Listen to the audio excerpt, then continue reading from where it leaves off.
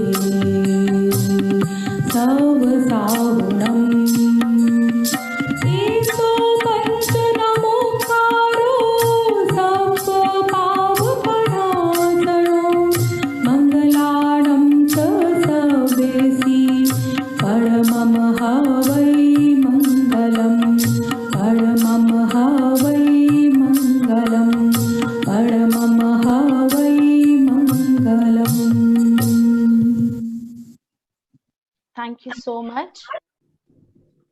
It is indeed a great privilege for all of us to hear from Ashish ji about the challenges and solutions of handling our pre-adolescents and adolescents.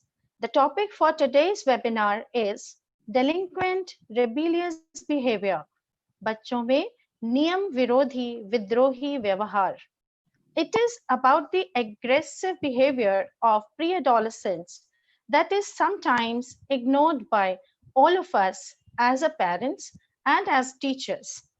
But with time, it leads to a bigger problem when they grow up.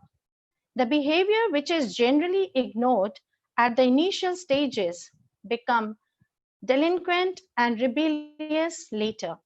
We all need to be sensitized to be more moral and ethical than legal. The antidote for such behavior is not punishment, but to know about the various strategies to deal with it. I think parenting and teachers' role in handling the situation is of utmost importance. Kids who need the most love will ask for it in the most unloving of ways.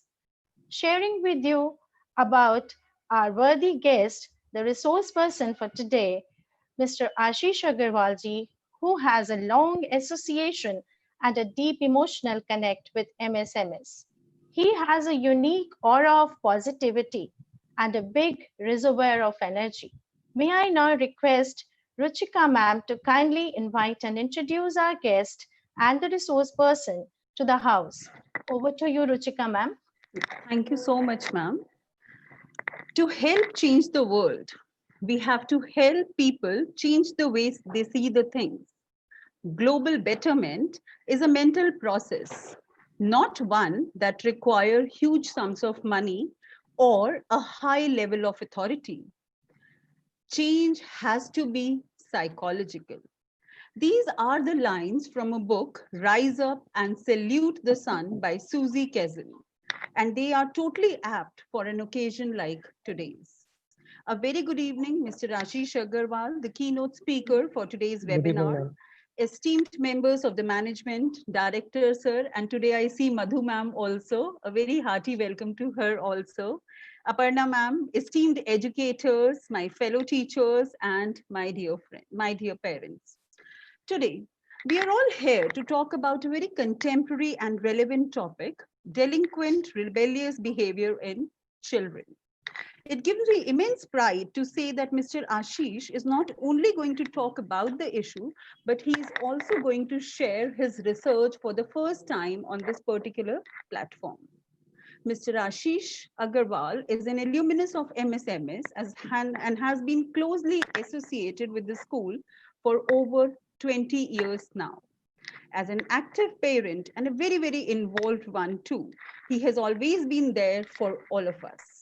At school, he has conducted several parenting workshops and orientation programs for parents as well as teachers. He has also represented the school on various TV shows on India TV, Daily Ashtak, NDTV, etc., on plethora of issues like nursery admissions, efficient parenting, and corporal punishment. Sir always manages to bring fresh perspectives to even the most common of the issues and provides inputs on the basis of his own research. Mr. Ashish Agarwal has also conducted training and motivation programs at various schools and several organizations too. For class 11 students of our school, he has been conducting IAA program for consecutive 2 years now. The program IAA, I Aspire and Achieve, aims to help students realize their true potential. He also works very actively with an NGO Udyan Care for Udyan Shalini Fellowship Program, a program which is designed to provide education, skills, and occupation to the girls belonging to the downtrodden sections of society. Sir has also conducted workshops for schools principals for topics like evolving trends in school, education, and strategies for handling aggressive student behavior. He is a self-made man who has achieved many landmarks and has created new benchmarks in his glorious career spanning across 2.5 decades. Today, it is our privilege that he is amongst us to guide us. Before our esteemed guest starts with his interactive address, I would like to reiterate the ground rules. I request all of you to be on mute to avoid any disruption. Sir's session will be highly interactive, and educators and parents will have several occasions to highlight their concerns and give responses. I request you to kindly raise your hands so that the technical department can unmute you. I also request you to kindly and patiently wait for your turn. You can also submit your queries, your responses, and your concerns on chat.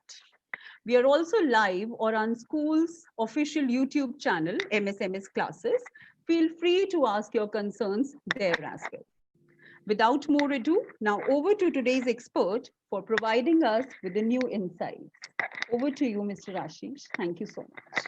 Thank you very much, Ruchika ma'am. At the outset, I wish all the Mahavira Management Committee, Director sir, Principal ma'am, teachers, and all the parents and all those who are present today, a very good evening to all of you. The title Delinquent Aggressive Behavior in Children is not new. We often come across situations where we feel that the other's aggression or others' inappropriate behavior is putting us to new challenges. But why I chose this topic? Because in my association with Mahavir School and other schools, I have been interacting with various students, teachers, parents And in last 18 years, what I today now come, where I come to a consensus is that I see delinquency as one of the biggest issues which the next decade and the times to come would face for all educators and all parent community. That is why I believe delinquency is one aspect where we should be addressing our focus onto. It often goes unsaid, but often when I talk to students, they reveal what is said in a few lines like, खुद को भी हमने मिटा डाला मगर फासले दो दरमियां में रह गए. जब भी मैं बच्चों से बात करता हूँ तो अक्सर इस भाव को अभिव्यक्त किया जाता है कि हमने बहुत कोशिश किया सर, पर फिर भी हमें लगता है कि हमें समझा नहीं गया. साथियों, let me start with a small story, a real life incident, which actually brought me to this conclusion that I have to take the issue of delinquency. तो उस घटना को मैं आज आपके साथ शेयर कर रहा हूँ. It is one of my students, one of my clients called Rhythm. आज से लगभग 4 साल पहले एक दिन रात को मुझे फोन आया रिदम के फादर का कि रिदम ने अपने आप को कुछ नुकसान पहुंचाने की कोशिश की and he asked me to urgently come to the hospital. I immediately took my car and started driving towards the hospital. And on the way, I was just recalling how Rhythm got associated with me 2.5 months back at that point in time. Rhythm, when he was brought to me, was reported to have a low IQ, but very good in sports. Rhythm had a history of yelling, abusing, hitting others, and a peculiar thing like he would make gestures to his tutors and shoo them away, kind of this way. And on these observations, the school he was studying in had denied technical subjects like science and maths to him. With that background, the child was brought to me. And I was on my journey to the hospital recalling what could have been the possible reason. When I reached the hospital, I had a long narration with the father. And both of us, just sat and talked about how the things were. And it all revolved like in my eyes, in my mind as a movie, because Rhythm is he was all 13 years old at that time, studying in class 8. So to believe that a class 8 student suddenly tries to harm himself,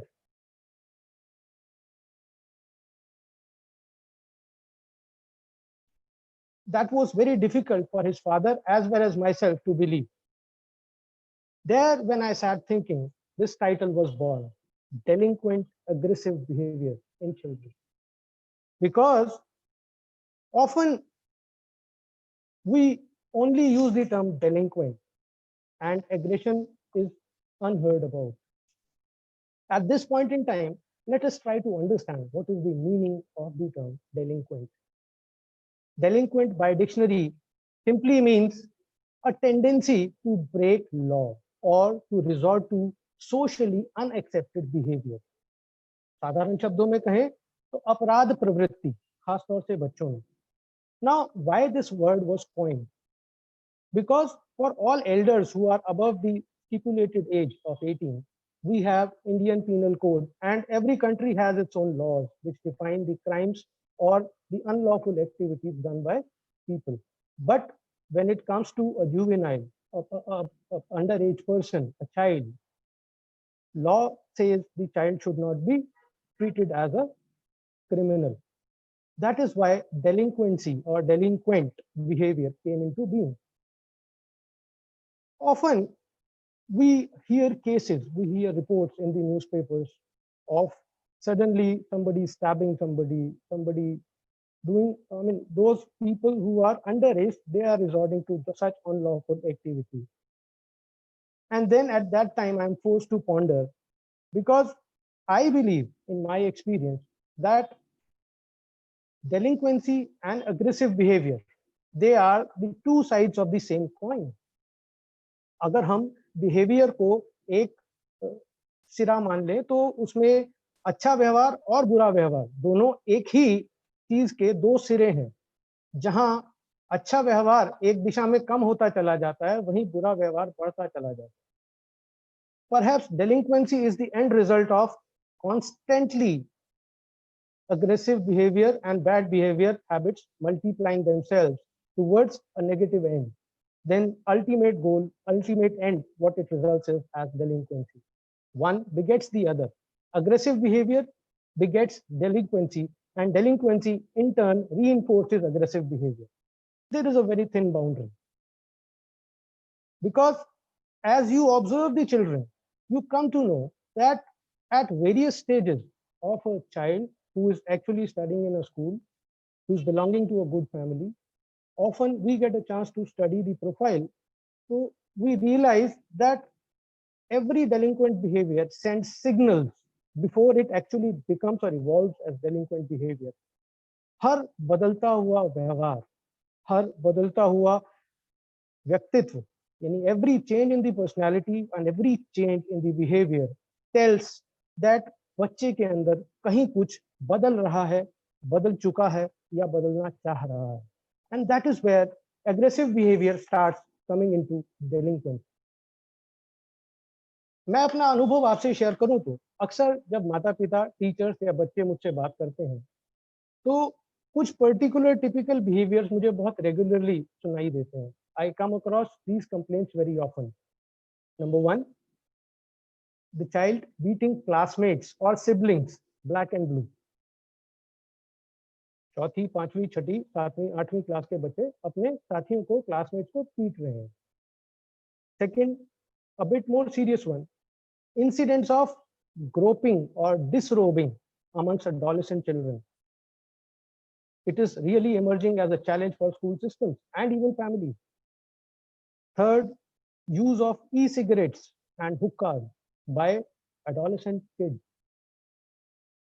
Fourth, sharing of explicit porn content amongst the classmates.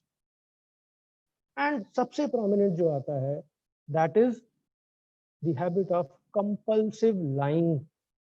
और बहुत से बच्चों का नाम तो class में या peer group में रख दिया जाता है झूठ बोलने की मशीन. आप किसी भी एक ग्रुप में देखें, बात करें तो सबको पता होता है कि ये व्यक्ति कैपेबल है एक के बाद एक के बाद एक के बाद हर तरीके से नया झूठ बोल करके उस सिचुएशन से बाहर निकले. ये 5 तरह के बिहेवियर हैं जो रेगुलरली मेरे पास आते हैं पेरेंट्स के थ्रू, टीचर्स के थ्रू, और कई बार बच्चे खुद भी परेशान होकर आते हैं और ये रिपोर्ट करते हैं.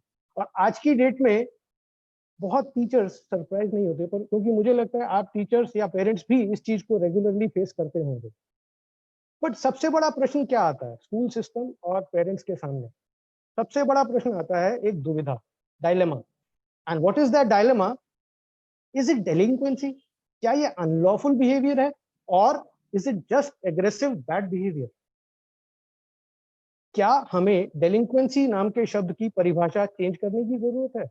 Do we really need to change the definition of the very word delinquency? Because ये सिचुएशन पेरेंट्स और टीचर्स दोनों के सामने अक्सर आती है. तो इस जंक्चर पर मैं सबसे पहले आप सबको यहाँ आमंत्रित करूंगा. If you would like to share any experience of where you felt a dilemma of choosing between delinquency and aggressive behavior, where you felt that you were confused when you observed a particular behavior around you, whether it was delinquent or it was just aggressive behavior. क्या आप अपना ऐसा कोई अनुभव share करना चाहेंगे? Ruchika ma'am, मैं आपसे निवेदन करूंगा कि अगर कोई इस पे कमेंट भेज रहा है या बोलना चाह रहा है तो प्लीज उसे मौका दें. Of course, sure.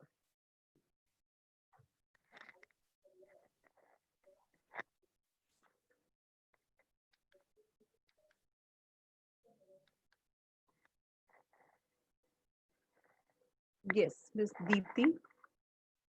She was raising her hand.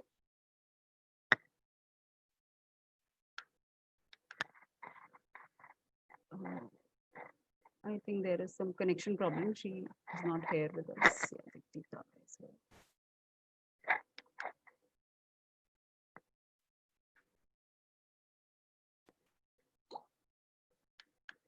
Deepti ma'am, please unmute yourself. We are sending you a request to unmute in case you want to say something.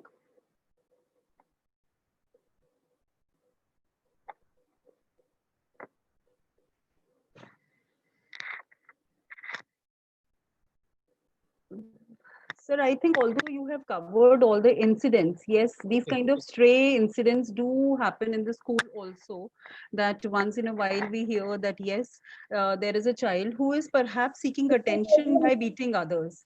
So if you actually find out, there is nothing much inside it. So if you actually go to the root cause as to what was the root cause of that particular conflict I'm talking about, there would be nothing substantial or concrete to it. But then you see that there is an emerging sense of dissatisfaction among the children nowadays, and perhaps sometimes that leads them to that attention seeking behavior. Yes, one or two incidents of this kind has also happened in primary classes, and initially of course everybody was very surprised, because generally this does not happen among the students of that age group.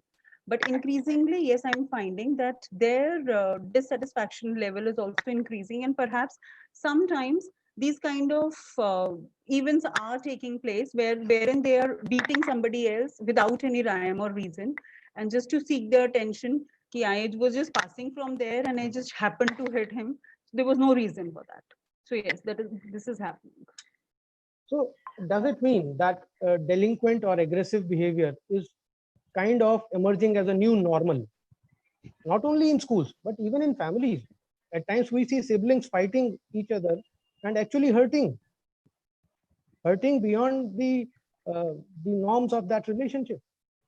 Because today, when we see even if it is not new normal, but yes, I think it is now emerging, because earlier we never had these kind of problems, but yes, now these kind of stray incidents are being reported.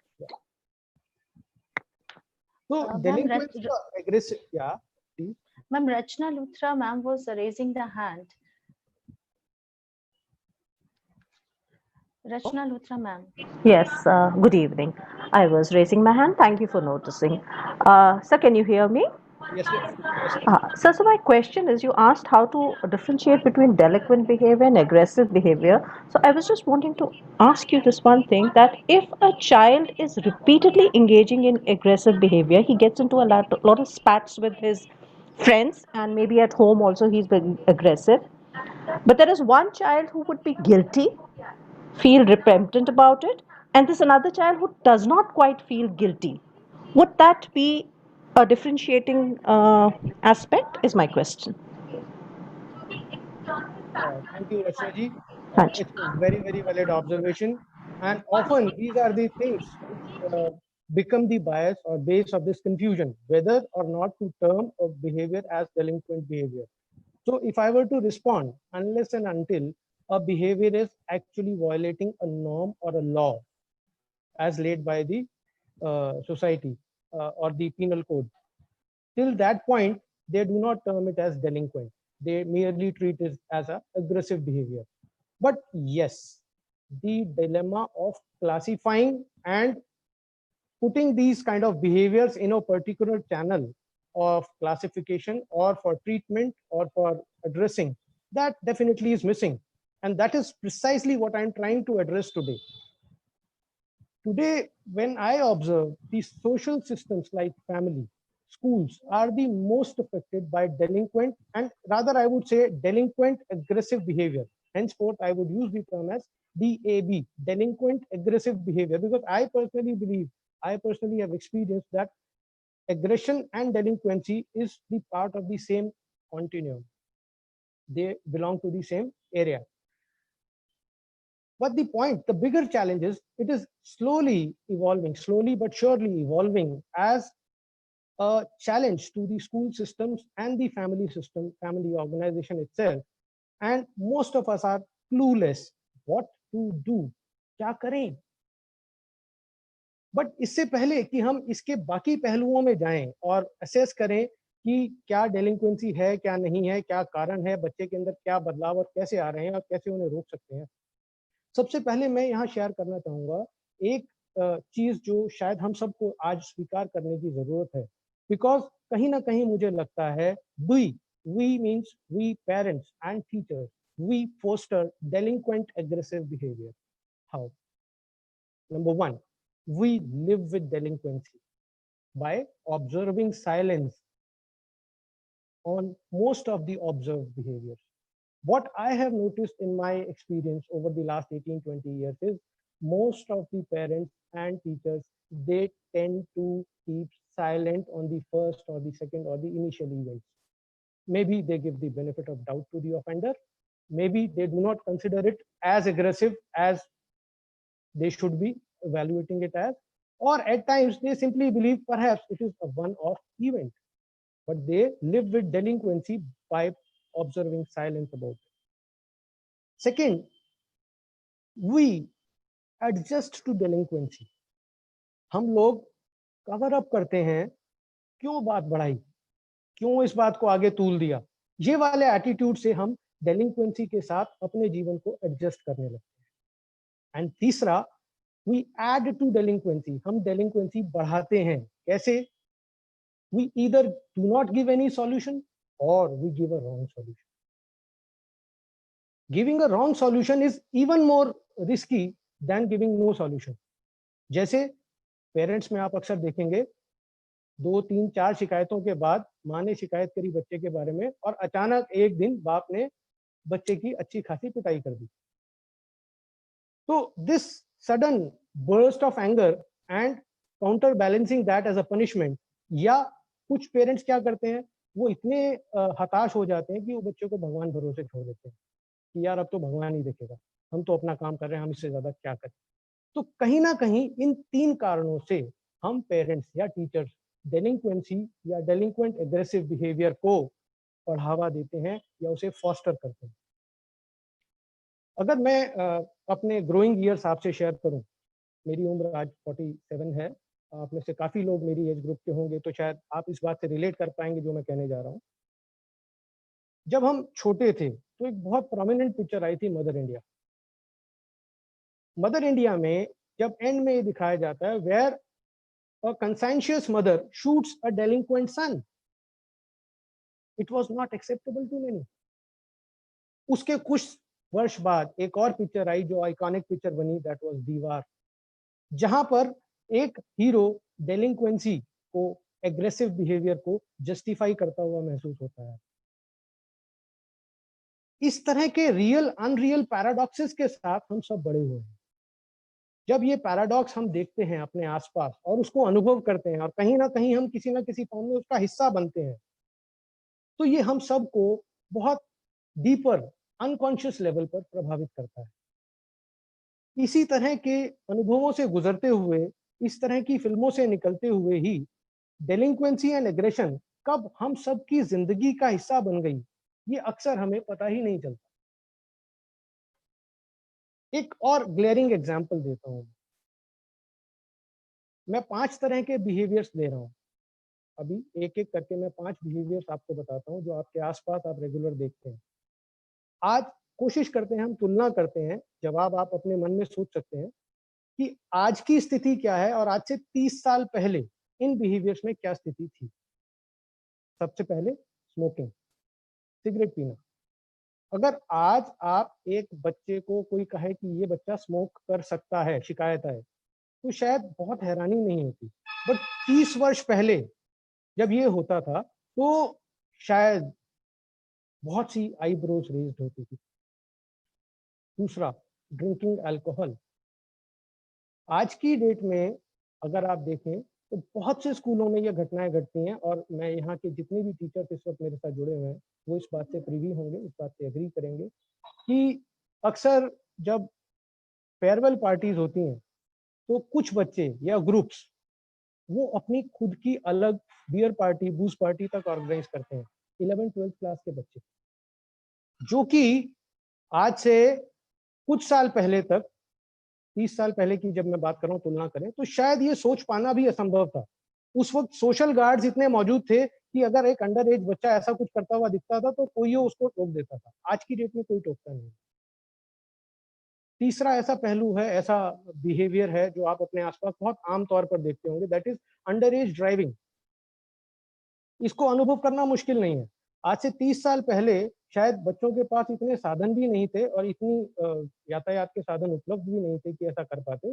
But अगर आज आप किसी भी school के बाहर सुबह जाकर खड़े हो जाएं तो आप देख सकते हैं सैकड़ों ही बच्चे अपने खुद के टू व्हीलर्स या कई बार कार्स भी लेकर आते हैं और उनके पास लाइसेंस भी नहीं है, पर उनके पेरेंट्स उनको इजाजत देते हैं फॉर वन रीजन और दी अदर। बट परहैप्स कहीं ना कहीं वहां हम परमिशन दे रहे हैं कि आप रूल तोड़ सकते हो। चौथा ऐसा बिहेवियर जो बहुत कॉमनली आप अपने आसपास देखते हैं और जो मैं 30 वर्षों के अंतराल में जो अपनी लाइफ स्पैन से अगर मैं कंपेयर करता हूँ तो बहुत तेजी से बढ़ा है, that is use of abusive language, गाली देना। आज की डेट में लगभग 90% बच्चे छोटी क्लास से ही गाली देना या गाली के बारे में जानना शुरू कर देते हैं, पेरेंट्स को पता हो या ना पता हो। पेरेंट्स हो सकता है सोचते रहे मुझे नहीं पता, बट जब आप अपने बच्चे से बात करेंगे या बच्चा आपको बताएगा तो पता चलेगा कि हमें ही लग रहा था कि बच्चे को नहीं पता, बच्चे को सब पता है। और use of abusive language within the peer groups is very common and let me tell you it is not gender specific, both girls and boys resort to this. But आज से 30 साल पहले अगर आप कंपेयर करें, शायद भाषा की जो शुचिता उस वक्त थी आज की डेट में वो कल्पना कर पाना भी असंभव है। पांचवा बड़ा बदलाव जो हम देख रहे हैं, जो अग्रेसिव बिहेवियर और डेलिंक्वेंट बिहेवियर का कारण बन रहा है, वो है ओपननेस टू सेक्सुअलिटी। मैं जब बच्चों के साथ काउंसलिंग करता हूँ या बातें करता हूँ तो अक्सर बहुत छोटी क्लासेस में भी मैंने सेक्सुअलिटी पे प्रश्न आते हुए देखे हैं आज के संदर्भ में। बट शायद इसी की बात करें तो 30 साल पहले ये परिदृश्य ये बिल्कुल अलग था, सिचुएशन बिल्कुल अलग थी, जहां इस तरह की शायद ओपननेस उपलब्ध नहीं थी।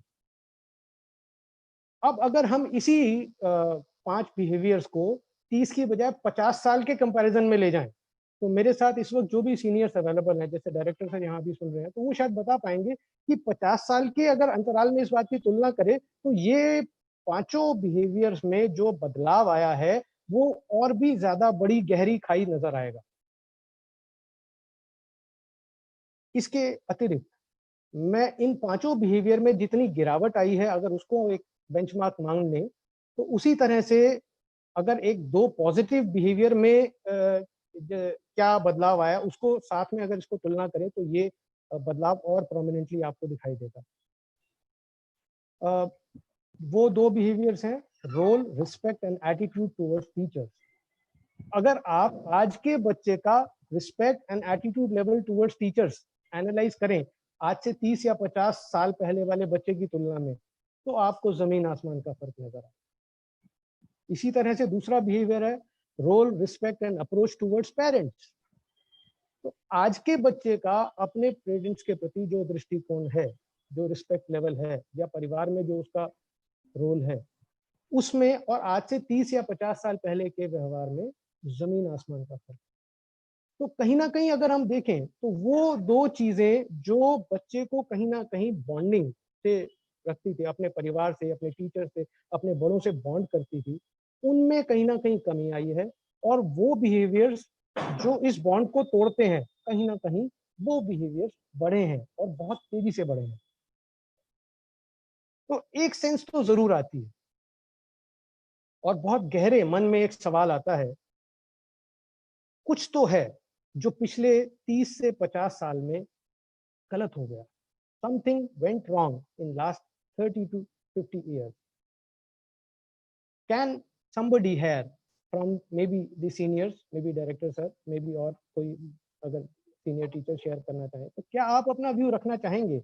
आपको क्या लगता है क्या बदल गया?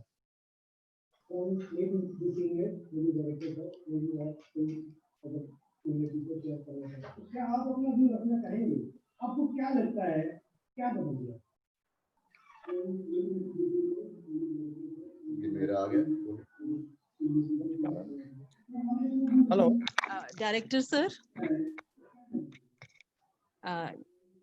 Director sir. I think he's watching it live on YouTube. Okay. No, no. Yes. Anybody? Yeah. Yes, sir. Am I audible? Yes, sir. You are audible. Am I audible? Ji, Yes. sir. Am I audible? Yes, sir. Actually, Yes, am I audible? Yes, sir, you are audible. Am I audible? Yes, sir, you are audible. Now audible? Yes, sir. Actually, yes. Am I audible? Yes, sir, you are audible. Sir, the question that Ashish sir asked was that what do you think has changed in past 30 to 50 years? So he is seeking your response on that. The question that Ashish sir asked was that what do you think has changed in past 30 to 50 years? Seeking your response. A lot of changes have taken place in the last 30 to 50 years. As Ashish has very rightly said, that things are changing, and when the things are changing, they are changing sometimes for the good, sometimes for the bad.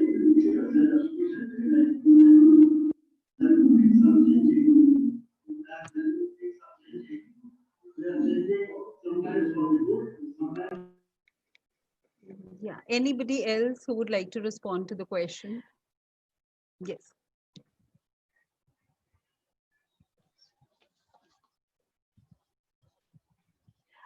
Ma'am, there is a question.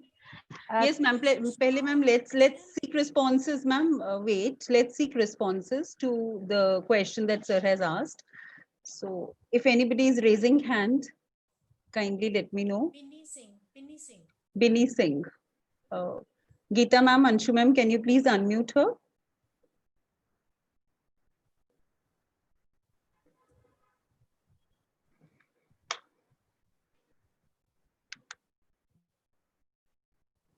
She's unmuted, ma'am. Yes. Hello, good evening, and good evening to Ajit sir also, whom I'm actually seeing him after years. We met in South, and I think he should be knowing me. I'm from Faizabad, which is Ayodhya now it is called, and this is from Tiny Tot Senior Secondary School. Okay.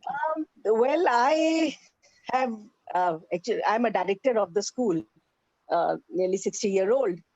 And when we look back, and sir was talking about two areas, especially the parents and the students. The respect for the parents has gone down because I feel somewhere the parents are responsible for it. Love was always there, even in our times. Parents did show their loves, but it was not hugging and kissing or maybe obliging to all our needs.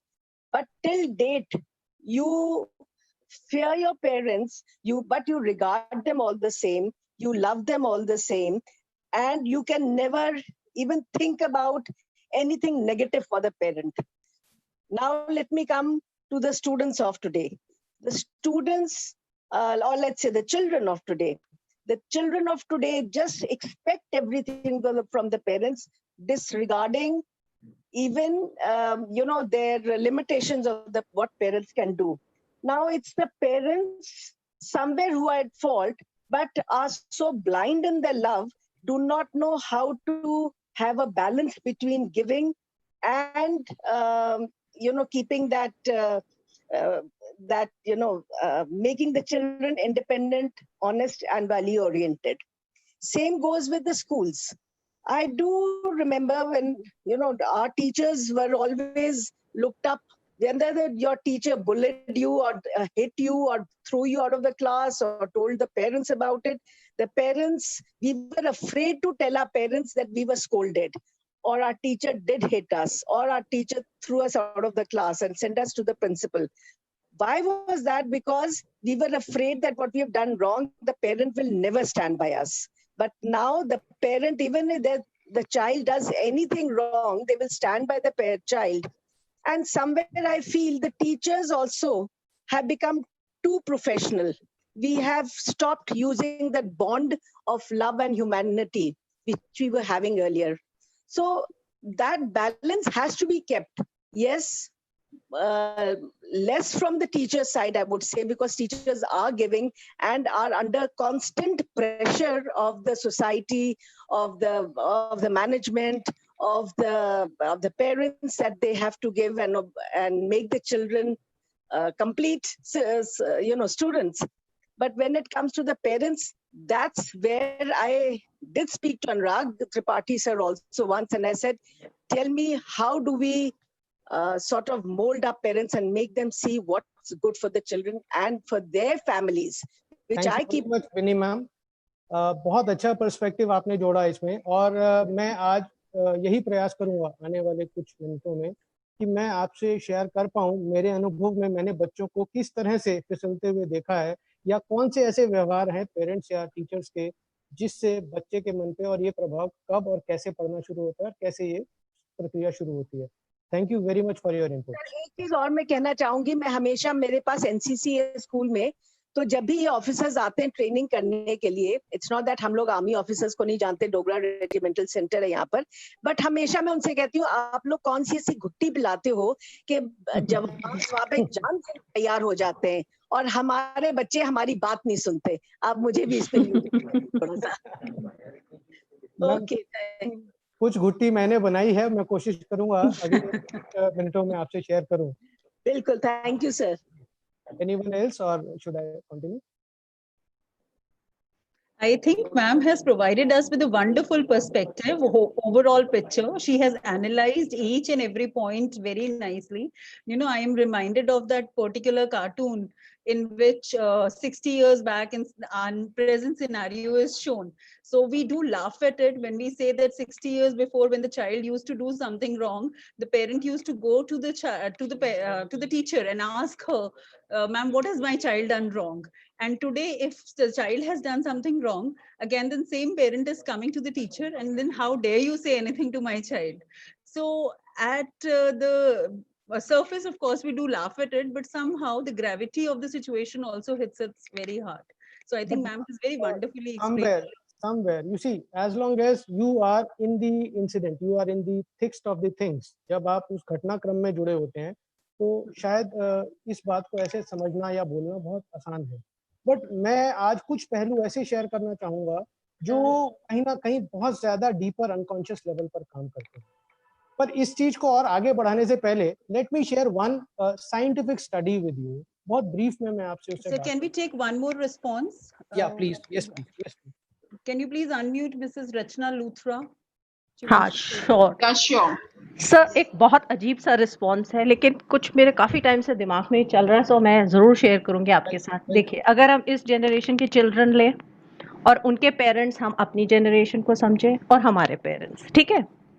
अब हमारे parents ने हमको, the main भाव was love, of course was there, but डर बहुत था, ठीक है. उस डर से हमें पाल दिया, ठीक है. अब हम जब अपने बच्चे पाल रहे हैं तो हम कुछ बहुत गड़बड़ कर रहे हैं. हमें शायद ये समझ में आ गया कि हमें अपने बच्चों को डराना नहीं है, पर लेकिन हमारे पेरेंट्स ने हमें डराया लेकिन एक्सप्लेनेशन नहीं देते थे. तो हमने सोचा कि हमें अपने बच्चों को एक्सप्लेनेशन जरूर देना है, डराना नहीं है. तो हम एक्सप्लेनेशन दे दे के उनको पाल रहे हैं. कहीं पे if we are doing that is happening correctly. अगर हम एक्सप्लेनेशन भी नहीं दे रहे हैं और डरा भी नहीं रहे हैं, या डरा रहे हैं एक्सप्लेनेशन नहीं दे रहे हैं, तो गड़बड़ हो रही है. That is my understanding of the whole situation. So somewhere this generation as a parent is going wrong. Ma'am, इस चीज को बहुत अच्छे से आपने कहा, बट मैं थोड़ा सा और डीप में जाके. बिल्कुल There are two more responses before you begin. Dr. Gayatri says that many things have now changed: competition, family structure, value system, and lifestyle. Definitely. Mr. Ojit says, Dr. Ojit says that development activities and the market-centric orientations which we had seen and sensed might have been responsible to some extent to the changes that had undergone in last 4 to 5 years. बिल्कुल, ये दोनों जो responses हमारे पास doctor Gayatri, doctor Ajit से आए, thank you for their responses. जब हम macro level पर देखते हैं तो डेफिनेटली ये सारे फैक्टर्स, फैमिली स्ट्रक्चर का चेंज होना, हालात का चेंज होना, मार्केट सेंट्रिक होना, ये सारे अपने आप में प्ले में आते हैं. बट कहीं ना कहीं बच्चे के मन में और साइक में जो चेंजेस आ रहे हैं वो मैक्रो से ज्यादा, मुझे मेरे अनुभव में जो मैंने देखा, माइक्रो लेवल से प्रभावित हुए. तो वो मैं आपसे अब कुछ शेयर करूंगा. एंड डेफिनेटली आज की इस टॉपिक को डिस्कस करने का पर्पस ये था कि हमारा सबका पर्सपेक्टिव मैच हो. तो यहाँ एक छोटी सी स्टडी मैं आपसे शेयर कर रहा हूँ. ये स्टडी सन 2015 में हुई, अमेरिका में हुई. अमेरिकन बैकग्राउंड की ये स्टडी है जिसमें 14 से 20 साल के बच्चों के ऊपर एक रिसर्च किया गया और 4 तरह के बिहेवियर पे उनसे सवाल पूछा गया. पहला, first behaviour was night out with friends without permission. Night out with friends without permission of the parents. हमारे यहाँ नॉर्मली ये कजन ब्रदर्स के पीछे छुप के उनकी आड़ में होता है कि भैया के साथ जा रहे हो तो चल जाता है, बट वहां पर फ्रेंड्स के साथ भी अलाउड होता है शायद। दूसरा, डिस्ट्रक्शन ऑफ प्रॉपर्टी, स्कूल की या खुद की, अपने घर की भी प्रॉपर्टी का नुकसान करना या अपने सामान का नुकसान करना या स्कूल के अंदर तोड़फोड़ करना। तीसरा, थेफ्ट, चुराना, चोरी करना। हमारे यहाँ अक्सर हम भाषा में कहते हैं चुटकाना, हम उसे थेफ्ट मानते ही नहीं है। अगर आप ग्रोइंग एडोलेसेंट बच्चों से बात करोगे तो कहते हैं चुटका लिया मैंने, वो चोरी करना नहीं मानते। चौथा बिहेवियर जो स्टडी किया गया, that was hitting, physically hitting, yelling और indulging into physical violence.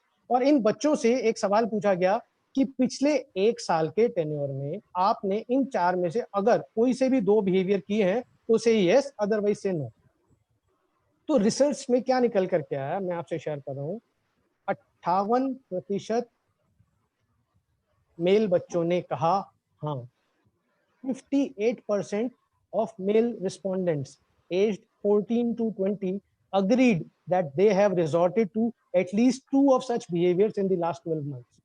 And 43% female students agreed to such behavior in last 12 months.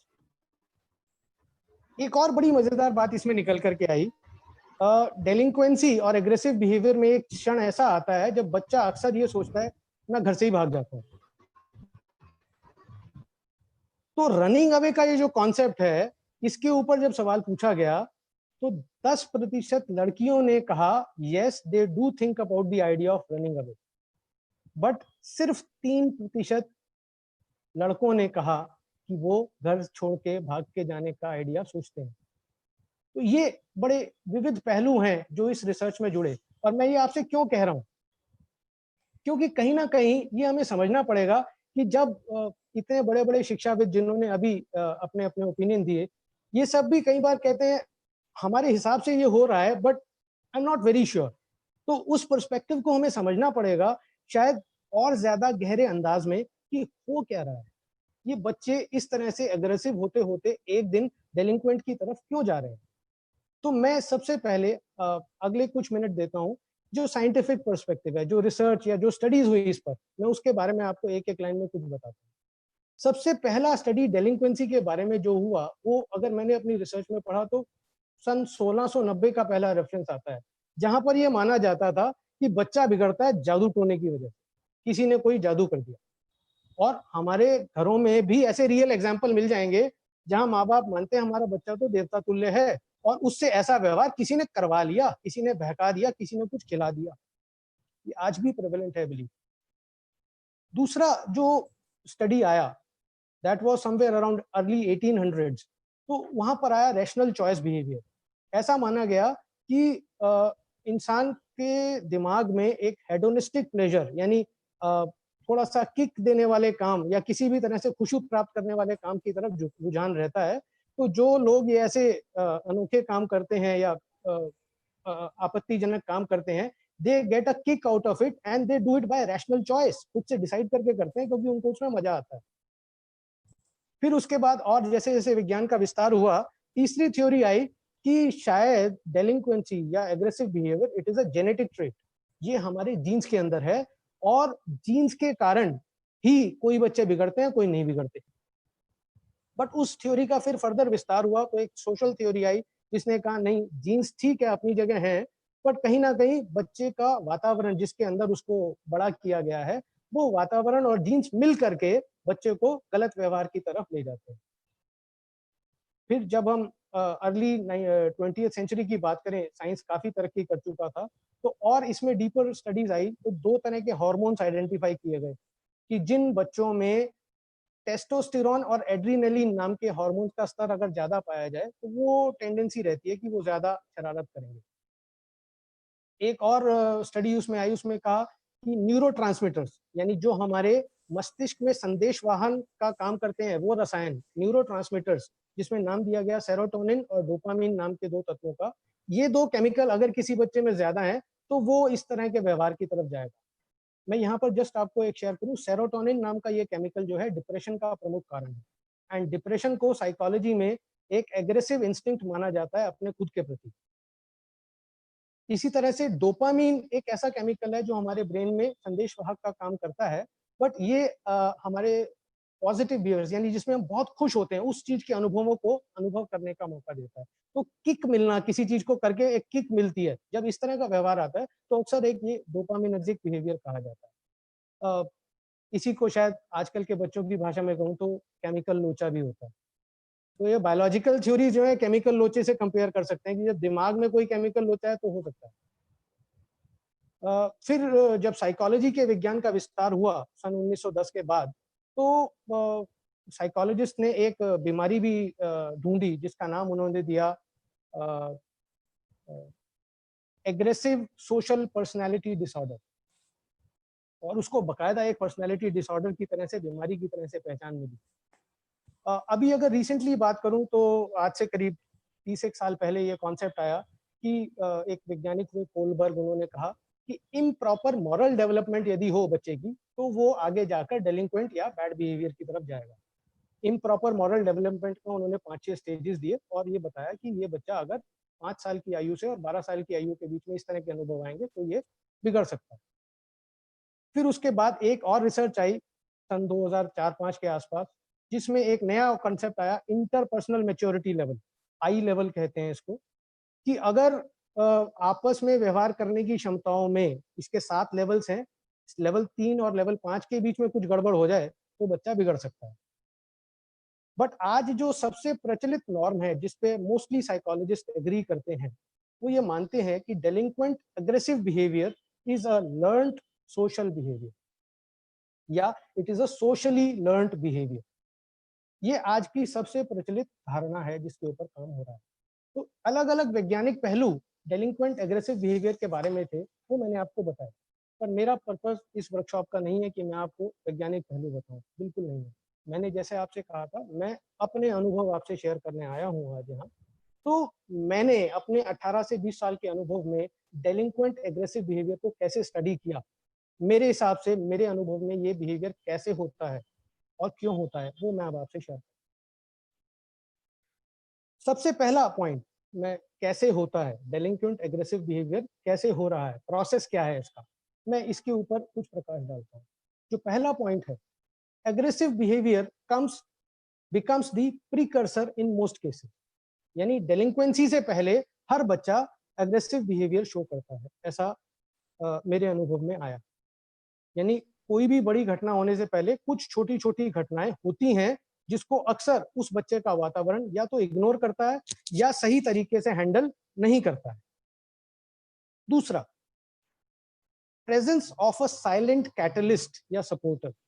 जब भी कोई बच्चा ऐसा बड़े किसी घटना में उलझता है तो उसके साथ साथ आप पाएंगे एक साइलेंट कैटलिस्ट, यानी एक ऐसा व्यक्ति, एक सपोर्टर, एक राजदार होता है जो उस घटना को जानता है, हो रहा है, उसे पता होता है, बट वो चुप रहता है। ये एक दोस्त भी हो सकता है, ये सिबलिंग भी हो सकता है, छोटा भाई बहन कजन कोई भी हो सकता है, एक रिश्तेदार भी हो सकता है, it can be anyone, but ऐसा एक व्यक्ति जरूर होता है who not only serves as a wrong example but also acts as a decoy and facilitates that wrong behavior। यानी वो ढके छुपे तरीके से उस बच्चे के उस व्यवहार को मदद करता है। बट एक तीसरा फैक्टर बहुत बड़ा है जो आज के बच्चों को डेलिंक्वेंट एग्रेसिव बिहेवियर की तरफ ले जा रहा है, जहां पर हम सभी पेरेंट्स और माता पिता को इस वक्त जागने की जरूरत है, वो मैं आपसे शेयर कर रहा हूं। इस बिहेवियर को, इस पर्टिकुलर फैक्टर को मैंने नाम दिया है disillusionment. Disillusionment, this is the trigger of almost all delinquent aggressive behaviors that I have come across in last 20 years. What is disillusionment? Hindi में शब्द का अर्थ है मोहभंग। मोहभंग मतलब जो एक परसेप्शन के साथ बच्चा जी रहा है, जिस दिन वो परसेप्शन टूटता है वो सडनली बदल जाता है। एंड डिसइल्यूजनमेंट का अर्थ क्या है? There is a loss of trust और hope in the young mind for the present environment around him. जब उस बच्चे का अपने मौजूदा एनवायरनमेंट, वातावरण में विश्वास या उम्मीद खत्म हो जाती है, तब वो ट्रिगर बनता है किसी भी प्रकार के डेलिंक्वेंट एग्रेसिव बिहेवियर।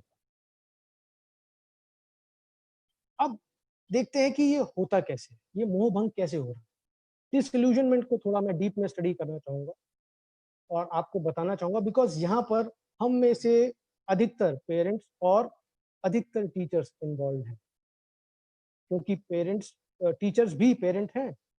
तो कहीं ना कहीं ये योगदान कैसे आ रहा है, इसको हम समझते हैं थोड़ा सा गहराई से। Disillusionment is the key to all aggressive delinquent behaviors that I have come across. I have just stated that. But we create disillusions, and that is why the child gets disillusioned. ये जो illusion है, illusion मतलब कल्पना, बच्चे के मन में एक काल्पनिक चित्र जहां रियल नहीं है कुछ, पर बच्चे को लगता है ये रियल है। वो जो कल्पना का लोक है उस बच्चे का, जिस दिन टूटता है तो वो एग्रेसिव डेलिंक्वेंट बिहेवियर की तरफ जाता है। बट ये कल्पना लोग बना कौन रहा है? हम पेरेंट्स, हम टीचर्स ये बना रहे हैं। मैं 4 तरह के आपको इल्यूजन्स बताता हूं जो पेरेंट्स और टीचर्स रेगुलरली क्रिएट करते हैं। सबसे पहला है इल्यूजन ऑफ अनकंडीशनैलिटी। हम अक्सर बच्चे को कहते हैं, और अक्सर इस वर्कशॉप में आपने नाम सुना होगा, अनकंडीशनल लव देना है बच्चे को, अनकंडीशनल एक्सेप्टेंस देनी है बच्चे को। इट इज ऑल गुड, मैं उसके विरोध में नहीं हूं, बट ये जो अनकंडीशनैलिटी का इल्यूजन है, वो जैसे अभी बिनी सिंह जी ने बताया था, रचना जी ने बताया था, अगर आप उससे समझ पाए तो, जो डेफिशिएंसी एक पेरेंट ने अपने बड़े होते हुए में अनुभव की, उदाहरण के लिए मुझे साइकिल नहीं मिली कभी सपोज, तो मैं आज सोचता हूं मैं अपने बच्चे को मोटरसाइकिल भी समय से पहले दे दूं। ये अनकंडीशनल बिहेवियर यहाँ अनरियलिस्टिक हो रहा है। हम अपनी डेफिशिएंसीज को छुपाने के लिए बच्चे को प्री टाइमिंग करते हैं। ठीक है, जैसे एक बहुत कॉमन एग्जांपल आपके घर में देता हूं।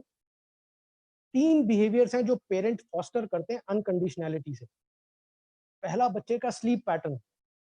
बच्चा सो रहा है 7, 8, 9, 10 बजे तक भी सो रहा है, तो उसको टोकने वाले पेरेंट्स बहुत कम है, या टोकते हैं तो फिर लड़ाई झगड़ा होता है। उसके ऊपर काम करने वाले पेरेंट्स कम मिले। दूसरा, ईटिंग पैटर्न। बच्चा खा क्या रहा है, कहाँ खा रहा है, किस तरह का भोजन कर रहा है, इस तरह के ऊपर आके अनकंडीशनल एक्सेप्टेंस आ जाती है पेरेंट्स के पास। और तीसरा, speaking pattern.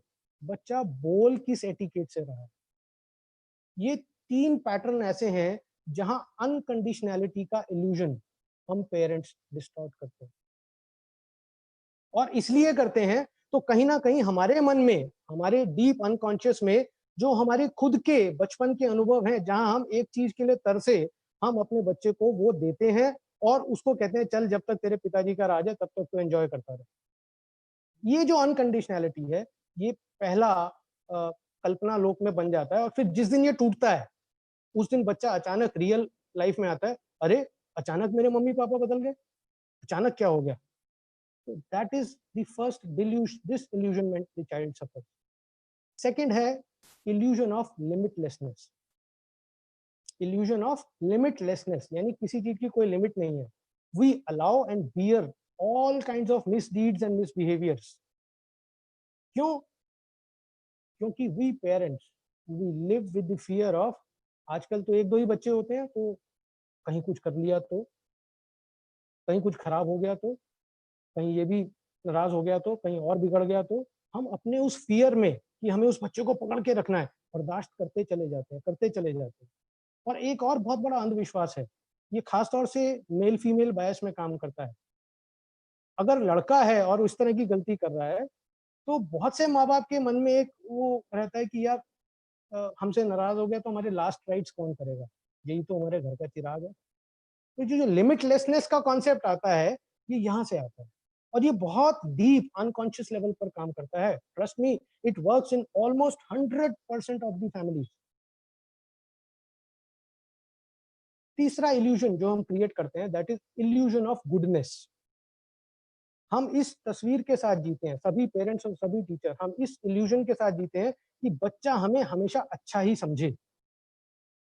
And eight times इस चीज को फोस्टर करने के लिए हम उसको अनरियल अप्रेजल्स और रिस्पॉन्सेज भी देते हैं। हम अपनी उस अच्छे पेरेंट या अच्छा टीचर होने की इमेज को प्रिजर्व करके रखना चाहते हैं, इसलिए हम अपनी गलतियों को भी, कई बार बच्चा देख लेता है हमसे कोई गलती हो गई, पर हम उसको छुपा लेते हैं, कवर कर लेते हैं कि हमारी इमेज ना खराब हो। बहुत कॉमन एग्जाम्पल है वो पेरेंट्स जो अपने घर में फर्ज कीजिए शराब पी रहे हैं, तो शुरुआत में वो बच्चे को कहते हैं बेटा दवाई है ये, पापा का गला खराब था इसलिए पी रहे। तो वहां क्या कर रहा है पेरेंट, वो अपने अच्छे होने की इमेज को बरकरार रखना चाह रहा है बच्चे के सामने। अंदर गिल्ट है, उसे पता है मैं गलत कर रहा हूं, अंदर गिल्ट है, पर वो कर रहा है। चौथा ऐसा इल्यूजन जो क्रिएट करते हैं हम पेरेंट्स और टीचर्स, वो है illusion of acceptance. Illusion of acceptance का मतलब क्या है, हम बहुत ज्यादा पॉजिटिव होते हैं अपने बच्चों के बारे में, और इस कारण से हम ओवर परमिसिवनेस की तरफ चले जाते हैं। हम बहुत कुछ उन्हें परमिशन दे देते हैं करने की। वी कीप ऑन बिलीविंग कि हमारे बच्चों को कुछ नहीं होगा, गलती तो बाहर है, हमारा बच्चा तो दूध का धुला। We believe and foster that belief in the child कि गलती हमेशा दूसरे की है, हमारे बच्चे की गलती हो ही नहीं सकती। ये 4 तरह के इल्यूजन्स में जब हम अपने बच्चे को बड़ा करते हैं, तो जिस दिन इस बच्चे का मोह भंग होता है, जिस दिन उसका डिसइल्यूजनमेंट होता है, जिस दिन आप उसके साथ स्ट्रिक्ट हो जाते हो या आप कोई कंडीशन रख देते हो ये करना पड़ेगा, उस दिन वो बच्चा आपसे मन से, अंदर से अनकॉन्शियसली टूट जाता है, अलग हो जाता है। ये मैकेनिज्म है जहां एग्रेसिव बिहेवियर या डेलिंक्वेंसी का बीज पड़ता है बच्चे के मन में। आप किसी भी उदाहरण को उठाकर देख लें, उसको अगर आप बारीकी से जाएंगे, ऑब्जर्व करेंगे, तो ये 4 डिसइल्यूजनमेंट जब आती हैं, तब आप पाएंगे बच्चे ने निर्णय लिया अब मैं ऐसा ही करूंगा या वैसा ही करूंगा। उसके व्यवहार में एक परमानेंसी ऑफ बिहेवियर आने लगती है, एक कटुता आने लगती है। वो बच्चा अपने आप को उन शब्दों और उन हाव भाव से व्यक्त करने लगता है जो शायद हमने कभी सोचे ही नहीं होते, या वो बच्चा उस वक्त वल्नरेबल होके दूसरे एक्सटर्नल इन्फ्लुएंसेस की शरण में चला जाता है। तब उसे बाहर का माहौल, बाहर के लोग अपने माता पिता या अपनी टीचर से ज्यादा प्रभावशाली, कामयाब या अपने लगने लगते हैं। ये बेसिक रीजन है ये डिसइल्यूजनमेंट का। डिसइल्यूजनमेंट का दूसरा सबसे बड़ा रीजन क्या है, अगर कोई बच्चा जिसके साथ ये सब घटनाएं हो रही हैं, उसके साथ दूसरा सबसे बड़ा फैक्टर बनता है if the child is exposed to aggression in day to day life. Aggression कैसे आता है, डिसइल्यूजनमेंट का दूसरा सबसे बड़ा रीजन है अगर बच्चे के दैनिक व्यवहार में, दैनिक एनवायरनमेंट में एग्रेशन है। जैसे उदाहरण देता हूं पहले पेरेंटल एग्रेशन का। अगर माता पिता के बीच में वर्बल फाइट, फिजिकल फाइट लगातार होती है, प्रतिदिन होती है, और बच्चा अपने ग्रोइंग ईयर्स में राइट फ्रॉम एज 3-4, 3 या 4 साल की उम्र से लेकर और 13-14 की उम्र तक अगर वो ये देखता आ रहा है, और उसके बाद देखता है कि एक दिन तो मम्मी पापा लड़ रहे हैं और अगले दिन वो पैचअप कर रहे हैं और फिर वो बता रहे हैं अच्छा नहीं टेंशन थी, अच्छा कोई प्रॉब्लम थी इस वजह से ऐसा हो गया होगा। तो जब इस तरह का पेरेंटल डिस्कॉर्ड बच्चा देखते हुए बड़ा होता है, तो कहीं ना कहीं उसके मन में अग्रेशन का बीज जड़ ले लेता है। कैसे लेता है अभी समझाता हूँ, पहले मैं टीचर्स पे आता हूँ। इसी तरह से टीचर स्कूल के अंदर ये व्यवहार कैसे होता है। बहुत सारे ऐसे टीचर्स हैं जो अग्रेसिव पनिशमेंट देना पसंद करते हैं, may not be corporal punishment but aggressive punishments, मतलब शेमिंग इन पब्लिक, बच्चे को पब्लिकली शेम करना, या हर वक्त ह्यूमिलेटिंग टॉन्ट्स देना। तेरे को क्या परवाह, तेरे को क्या चिंता, तू ऐसा क्यों करेगा, तेरे को हमारी क्या पड़ी, तेरे को पढ़ाई की क्या पड़ी, तू तो ऐसा करेगा, तू तो वैसा करेगा। कॉन्स्टेंट ह्यूमिलेटिंग टॉन्ट्स वो टीचर जब यूज करता है, और कई बार ऐसे पेरेंट्स को जब वो बच्चा देखता है कि ऐसे टीचर्स को स्कूल में भी अथॉरिटेरियन या डिसिप्लिनेरियंस की इमेज मिल जाती है कि ये टीचर बहुत स्ट्रांग है, एग्रेसिव है, ये बच्चों को कंट्रोल कर लेगी। तो वो देखता है कि एक टीचर जो मेरे को रेगुलरली गलत व्यवहार कर रही है, वो फिर भी स्ट्रांग है अपने माहौल में। तो कहीं ना कहीं वहां पर एग्रेशन या डेलिंक्वेंसी का बीज जड़ पकड़ लेता है उस बच्चे के मन में।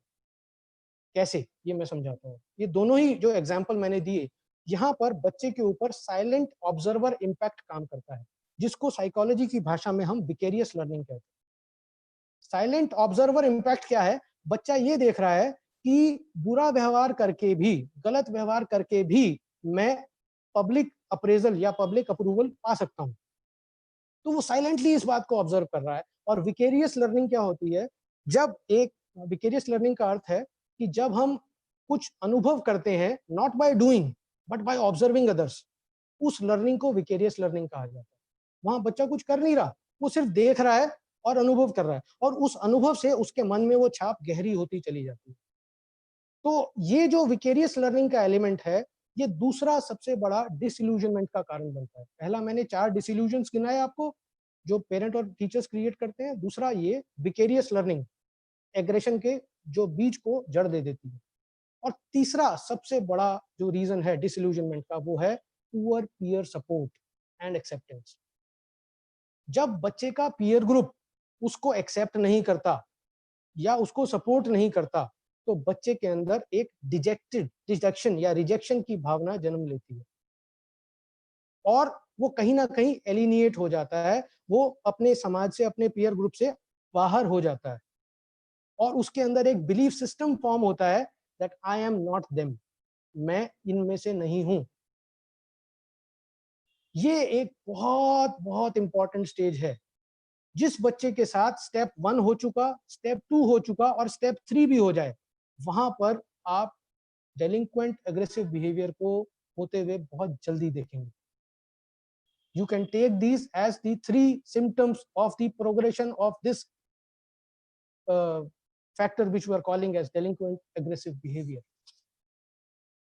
ऐसा क्यों होता है? ये 3 डिसइल्यूजन क्यों कारण बनते हैं, कैसे कारण बनते हैं, ये समझाता हूँ। और ये मैं आपसे अपने 18 से 20 वर्षों के अनुभव का निचोड़ शेयर कर रहा हूँ। मोर देन 500-600 स्टूडेंट से पर्सनल बात करने के बाद मैं इस पहलुओं पे पहुंचा हूँ। जब ये तीनों घटनाएं लगातार किसी बच्चे के साथ हो रही होती हैं, और जब ये क्षण आता है when the child starts believing that I am not them, they are different, I am different, वहां क्या होना शुरू होता है? वहां शुरू होता है लॉस ऑफ सेल्फ। बच्चे का सेल्फ खत्म होना शुरू हो जाता है। एंड दूसरा जो शुरू होता है वो है लॉस ऑफ रेजिलियंसी। बच्चे की टफ हालात में लड़ने की क्षमता, लड़ने की प्रतिभा, ये कम होनी शुरू हो जाती है। तो ये 2 फैक्टर हैं जो इस वक्त ऑपरेट करने लगते हैं, loss of self and loss of resiliency. और उस वक्त जो सेकंड स्टेज आती है, that is the child starts living as per the label given to him. बच्चा जो लेबल उसको दिया गया है, दब्बू, फिसड्डी, चोर, आलसी, नकारा, जो भी उसको लेबल दिया गया है उसके वातावरण में, वो बच्चा उस लेबल के हिसाब से व्यवहार करना शुरू कर देता है। मेरे को क्या करना, मैं तो दब्बू हूं, मैं दब्बू ही रहूंगा। मेरे को क्या करना, मेरा तो नाम ही आलसी है, मैं आलसी ही रहूंगा। मेरे ऊपर तो चोरी का ठप्पा लग गया, तो मैं एक चोरी और कर ली तो कौन सा कुछ चेंज आ जाएगा, वो और कर लो। तो जब बच्चा इस तरीके से अपने लेबल को जीने लगता है, तो उसके जो डिफरेंशियल रीइंफोर्समेंट उसके साथ शुरू हो जाती है। यानी फर्ज कीजिए उसने पहले किसी के पेंसिल अपनी जेब में रखी, उसके कुछ दिन बाद उसने किसी का पेन ले लिया, तो वो जो सक्सेस एक्सपीरियंस है उसको बताता है हाँ ऐसे भी जिया जा सकता है। बट कई बार उल्टा भी होता है। कई बार बच्चा कहता है यार मैंने किसी की पेंसिल पड़ी हुई देखी, उसको वापस दे दी। पेन पड़ा हुआ देखा, मैम ये किसी का पेन था, वापस दे दिया। पर उस वक्त कई बार बच्चों को घटना अनुभव कैसा होता है, नहीं नहीं ये तूने चुराया होगा, अब तू पकड़े जाने के डर से तू वापस कर रहा है। तो उसके साथ उसके लेबल के अनुरूप व्यवहार होता है, उसको अच्छा नहीं समझा जाता अगर वो उस वक्त सामान वापस कर रहा है तो। और ऐसे बहुत से अटेम्प्ट बच्चा करता है, किसी तरह से उसको वापस अपने पीयर ग्रुप में, अपने समाज में, अपने वातावरण में वापस आने का मौका मिल जाए, तो वो अपने उस लेबल से भी लड़ता है, उस लेबल के विपरीत जाने की भी कोशिश करता है। पर अल्टीमेटली जब टीचर्स और पेरेंट्स इस तरह के व्यवहार को एक्सेप्ट नहीं कर पाते और बच्चा कॉन्स्टेंटली फेल होता है to get social acceptance, then one fine day this child comes to the decision कि मैं बुरा ही अच्छा हूं, I am good being bad. This is the start of expression of symptoms of aggressive delinquent behaviour. जिस दिन बच्चे के अंदर ये क्रैकिंग पॉइंट आ गया, जहां बच्चे के साथ ऐसी कोई घटना घटी कि उसने अब डिसीजन ले लिया कि मैं बुरा ही अच्छा हूं, तब आप उसके एग्रेसिव डेलिंक्वेंट बिहेवियर को पब्लिकली देखने लगते हैं, और यहाँ से वो स्लाइड शुरू होता है which becomes a vicious cycle of aggression and delinquency, one coming after the other. मैं बहुत श्योर हूं कि इस वक्त जितने भी बड़े मेरी बातें सुन रहे हैं वो शायद अपनी खुद की लाइफ जर्नी इमेजिन कर रहे होंगे, उन्हें याद आ रहा होगा वो टीचर, वो पेरेंट, वो रिश्तेदार, वो दोस्त जिसने कभी ना कभी उनको अच्छा या बुरा होने में या करने में या बचाने में सहायता की होगी, और कहीं ना कहीं मन शायद पुरानी यादों में जा रहा होगा. So let us come back, because now it is the time to learn how can we control and change this delinquent aggressive behavior tendency.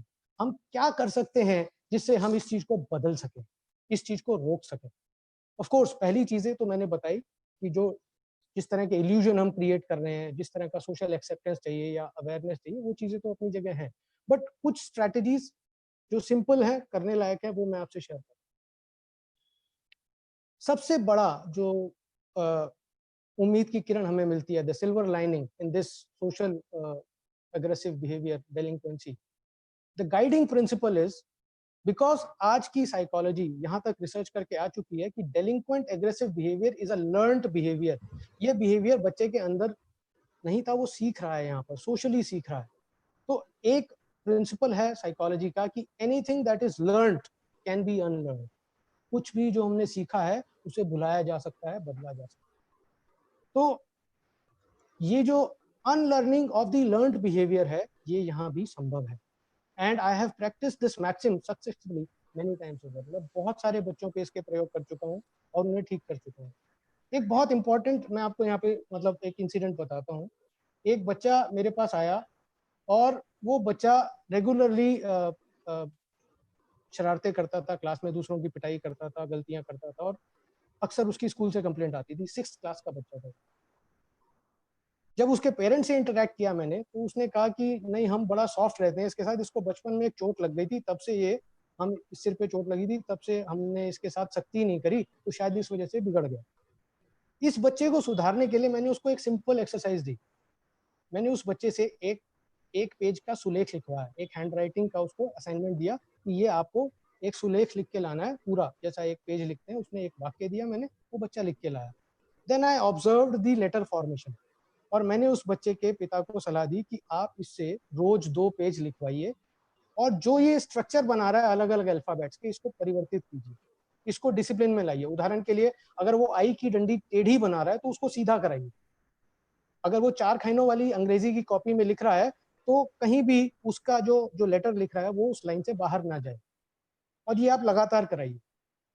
आप हैरान होंगे जानकर कि लगभग 3 महीने बाद उस बच्चे की ना तो सिर्फ हैंडराइटिंग चेंज हो गई 6th क्लास में, पर उसके अपने व्यवहार में भी डिसिप्लिन का बहुत बड़ा बदलाव आया. उसे ये लगने लगा कि मुझे शायद डिसिप्लिन में रहने की जरूरत है. तो इस तरह की कहीं ना कहीं स्ट्रैटेजीज हमारे पास रहती है. पर सबसे पहले मैं आपको साइकोलॉजिस्ट का व्यू देता हूँ कि क्या क्या स्ट्रैटेजी आप साइकोलॉजिस्ट आज सजेस्ट करते हैं कि आप कर सकते हैं. First strategy which is taught or which is practiced for controlling aggressive behavior is reconditioning of the child.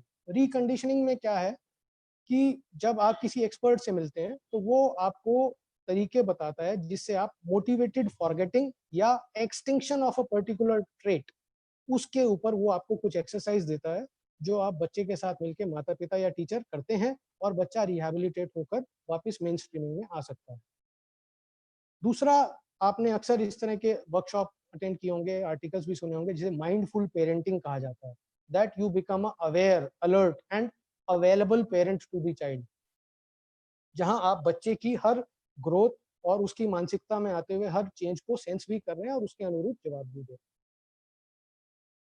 तीसरी स्ट्रैटेजी बॉन्ड स्ट्रेंथनिंग टेक्निक बोलते हैं इसको, जहां हम भावनाओं का इस्तेमाल करके बच्चे के साथ, बच्चे और माता पिता और बच्चे और टीचर के बीच की बॉन्ड को स्ट्रॉन्ग करने की कोशिश करते हैं. We constantly practise those behaviours which are associated with positive emotions towards the parent or positive behaviors towards the teacher. चौथा ऐसा टेक्निक और जो किया जाता है, that is cognitive behavior therapy. Cognitive behaviour therapy का अर्थ क्या होता है कि बच्चे का जो थॉट पैटर्न है उसको स्टडी किया जाता है और आइडेंटिफाई किया जाता है कि किस थॉट से कौन सा बिहेवियर इमर्ज हो रहा है, और फिर बच्चे को उस थॉट की जगह एक नया थॉट देने की कोशिश की जाती है। और ये पाया गया है जब बच्चा उस नए थॉट के हिसाब से सोचने लगता है तो उसके बिहेवियर में भी परिवर्तन आता है। ये 4 तरह की प्रमुख थेरेपीज हैं जो अलग अलग रूप में साइकोलॉजिस्ट या जो रिहैबिलिटेशन एक्सपर्ट्स होते हैं वो करते हैं बच्चों। बट अगेन मैं सिर्फ ज्ञान देना नहीं चाह रहा था यहाँ, मैं आपसे शेयर करूंगा वो फॉर्मूला जिससे मैंने पाया रिजल्ट अपने बच्चों में, अपने सैकड़ों अनुभवों के साथ। तो let me give you my experience on how I handle aggressive delinquent behavior in my experiences. पहला चीज मैं जो समझता हूँ मेरे अपने अनुभव में, अनकंडीशनैलिटी इज नॉट टेंजिबल। इसको नापा नहीं जा सकता, इसको महसूस नहीं किया जा सकता, इसको देखा नहीं जा सकता, इसको मूर्त रूप में देखा नहीं जा सकता अनकंडीशनैलिटी को। इसी तरह से limitlessness is again not quantifiable. तो ये नहीं कह सकता कि मैं आपको 2 किलो अनकंडीशनल लव दूंगा या मैं 3 लीटर लिमिटलेसनेस प्यार करूंगा, ऐसा कोई भाषा नहीं है। इन दोनों पैटर्न्स को नापा नहीं जा सकता, मापा नहीं जा सकता। They are non tangible and non quantifiable. तो अनकंडीशनैलिटी और लिमिटलेसनेस अगर बच्चे को आपने एहसास कराना है तो it should be made perceivable by the child in the form of 4 things that a parent and teacher can practice. Number 1, you accept the behaviors of the child. You accept the behaviors of the child.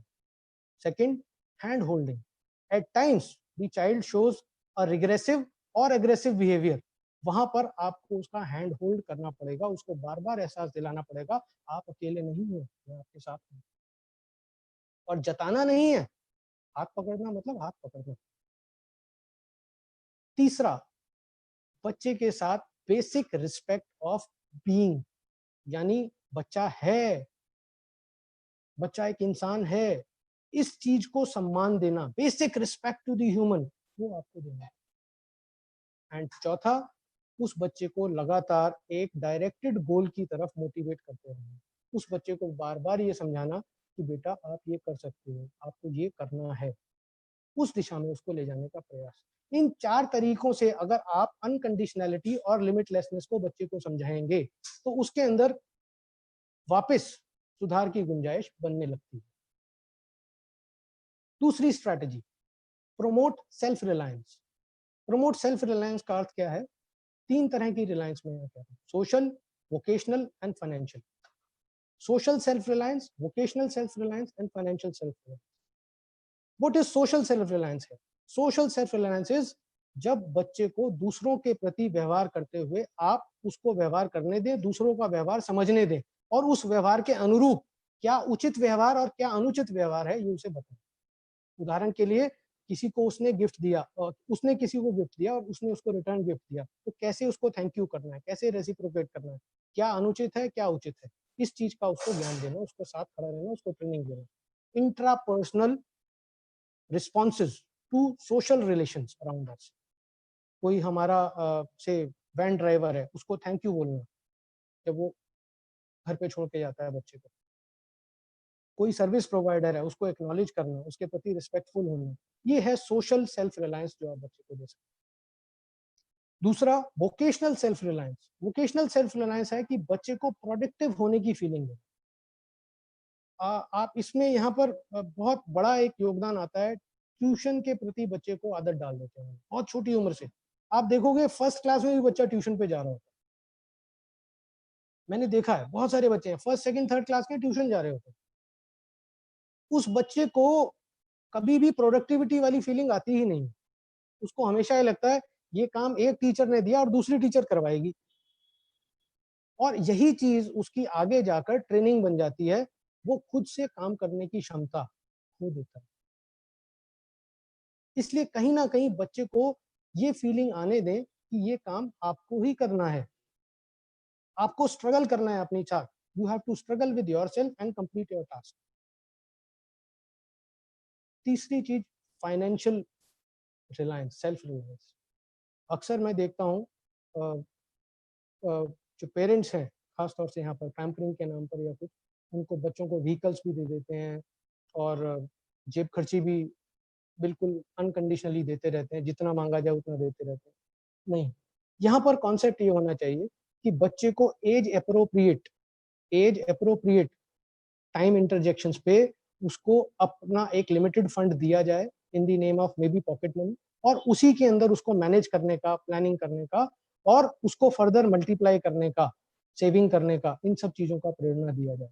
अगर ये 3 behaviours आप बच्चे को सिखा सकते हैं तो आप जो वो एग्रेसिव ट्रेड्स कहीं से भी पिक कर रहा है आप उसको मैनेज कर पाएंगे। क्योंकि आप ये नहीं रोक सकते कि बच्चा एग्रेसिव बिहेवियर की ट्रेड्स पिक ना करे। जैसे जैसा उसका पीयर ग्रुप या उसका वातावरण उसको इनपुट्स देगा उसके अंदर वो टेंडेंसीज आएंगी। बट अगर आप ये 3 चीजें रेगुलरली कर रहे हैं अपने बच्चे के साथ, खासतौर से एज ग्रुप ऑफ 5 to 15, 5 से 15 के बीच में, social self reliance, vocational self reliance and financial self reliance, अगर ये 3 चीजें आप अपने बच्चे को दे पा रहे हैं तो आप पाएंगे कि आपका बच्चा कहीं पर भी एग्रेसिव बिहेवियर की तरफ प्रोन नहीं होगा। तीसरा सबसे बड़ा factor, that is positive mentoring. Now what is positive mentoring? Mentor एक शब्द है, मेंटर का मतलब है एक एक्सपीरियंस ट्रस्टेड एडवाइजर। ना वो पेरेंट है, ना वो दोस्त है, ना वो टीचर है, तो उसको तीनों होना है। मेंटर एक ऐसा व्यक्ति जो पेरेंट की तरह से अपनापन दे, दोस्त की तरह से एक्सप्रेशन, अभिव्यक्ति की आजादी दे और टीचर की तरह से ज्ञान और दिशा दे। ये तीनों चीज अगर आप कर सकते हैं, अगर ये पर तीसरी स्ट्रेटजी तब लगती है यदि आप बच्चे के अंदर कोई गलत व्यवहार देख रहे हैं तब।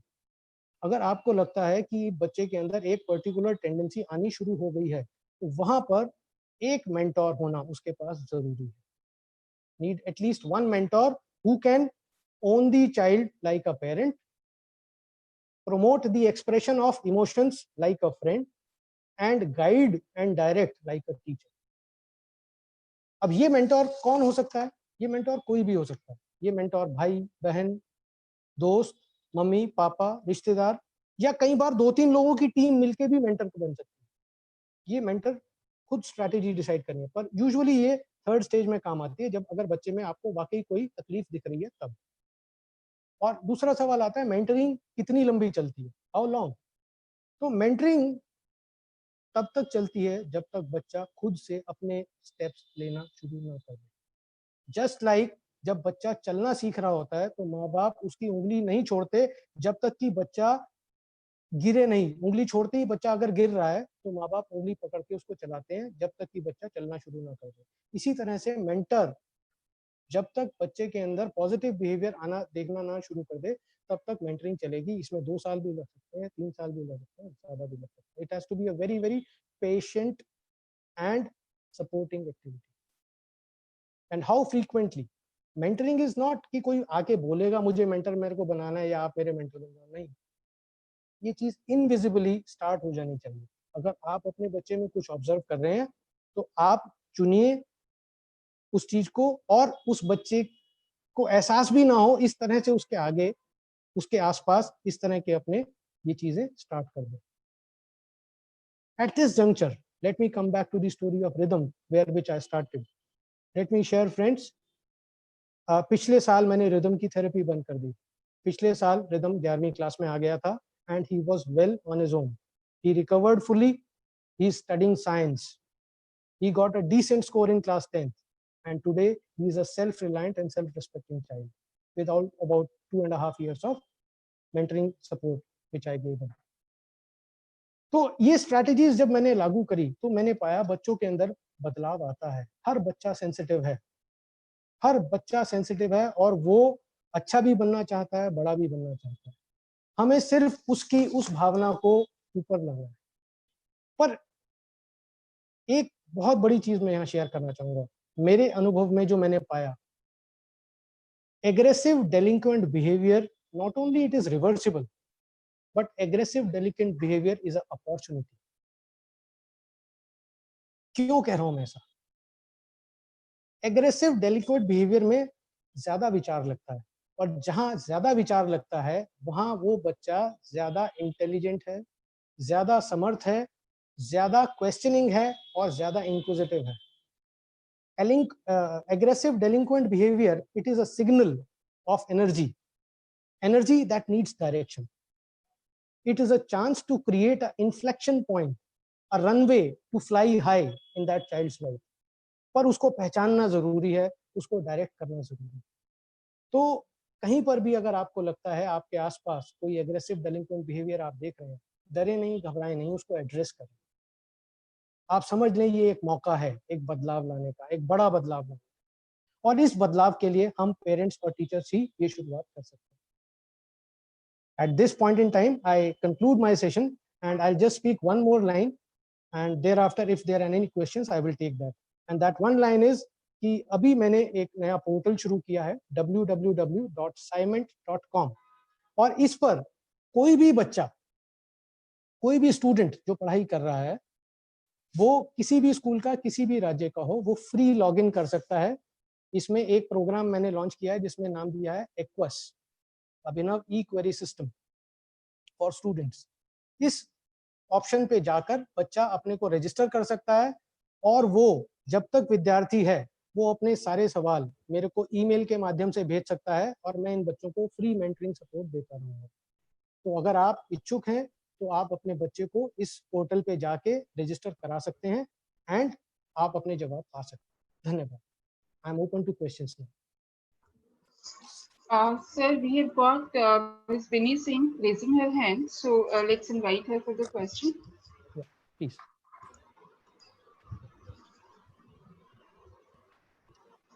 Vinny ma'am, please go yes, ahead. Yes. Hello, hello, sir. I just wanted to say one or two things were there.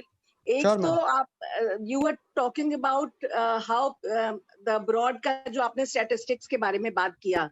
So ji. one thing, I visited a lot of schools there and even have had talks with a lot of people in whether it's Europe or America.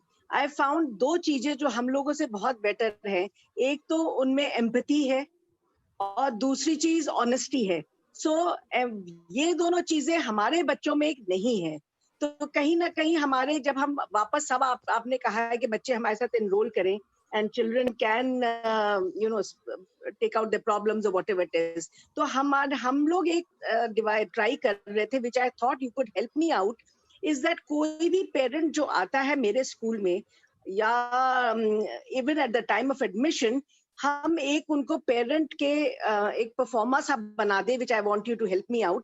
जो parent अपने लिए जो कहते हैं ना, you just assess yourself and then the end you see कि आप कहाँ पर आते हो. जैसे आजकल एक नया टर्म आया helicopter parent. So there are a lot of other terms like this. So हमारा पेरेंट नहीं तो हमारा parent can he assess himself and then try to find out that what is that I need to be. मैंने लिखा तो है कि मैं ऐसे करना चाहता हूँ, वैसे करना चाहता हूँ, लेकिन मुझे ऐसा पेरेंट होना है. So what should I need to change? Yes. Ji. Let me respond to you in two ways, ma'am. जब आप ये कहते हैं कि वहाँ के बच्चों में एम्पैथी और सिंसेरिटी है या ट्रूथफुलनेस है, तो आप ये समझ लीजिए जो पौधे को जड़ में मिल रहा है वही कलर का फूल खिलेगा. अगर सिस्टम में एम्पैथी और सिंसेरिटी नहीं है तो आप बच्चे में भी वो नहीं पाएंगे. ये बात आप समझ लें, पहली चीज. नंबर 2, आपने मुझे जो अपने स्कूल के लिए बात बोली, मोस्ट वेलकम. आप इसी पोर्टल पे जाके, मेरा जो सेमिनार का इनवाइट था उसमें पोर्टल का नाम दिया गया है www.ciment.com, PSYMENT.com. उस पे जाके आप अपने स्कूल को रजिस्टर कर दें और अपनी क्वेरी डाल दें. I will help you. Thank you, sir. Has been put on the chat also if anybody wants to have a look at the spelling. Sapna ma'am has just put it on the chat. Thank you so much, sir. We have got another ma'am, Rachna Luthra. She's raising her hand. Shall we go in for her doubts? Yeah, please. Sure. Please unmute yourself, ma'am. Rachna Luthra, Yeah, ma'am. can you hear me now? Yeah. Yes. Sorry, sir, I'm popping up again and again, but this topic is very dear to my heart. I am a school counselor, and you can understand how it becomes very close to my heart. I think you've covered almost all the points, and I so relate with that tuition thing that you said, because that's what I tell my parents कि जब आप tuition पे डाल रहे हैं बच्चे को, तो आप बच्चे को ये सिखा रहे हैं कि मैं कुछ नहीं करता, ये मेरी जिम्मेदारी टीचर की है कंप्लीट करने की. So you have to kind of allow the child to do the tuition themselves. Secondly, sir, another thing I keep telling to parents, which I thought, because there are parents over here, is the Pygmalion effect वाला thing. जो हम कहते हैं कि अगर हम बच्चे को एक चीज कहते हैं, तू बेवकूफ है, तू बेवकूफ है, तो वो वाकई बेवकूफ बन जाता है, because he carries that label like you said. So we need to refrain as parents from saying this to our children.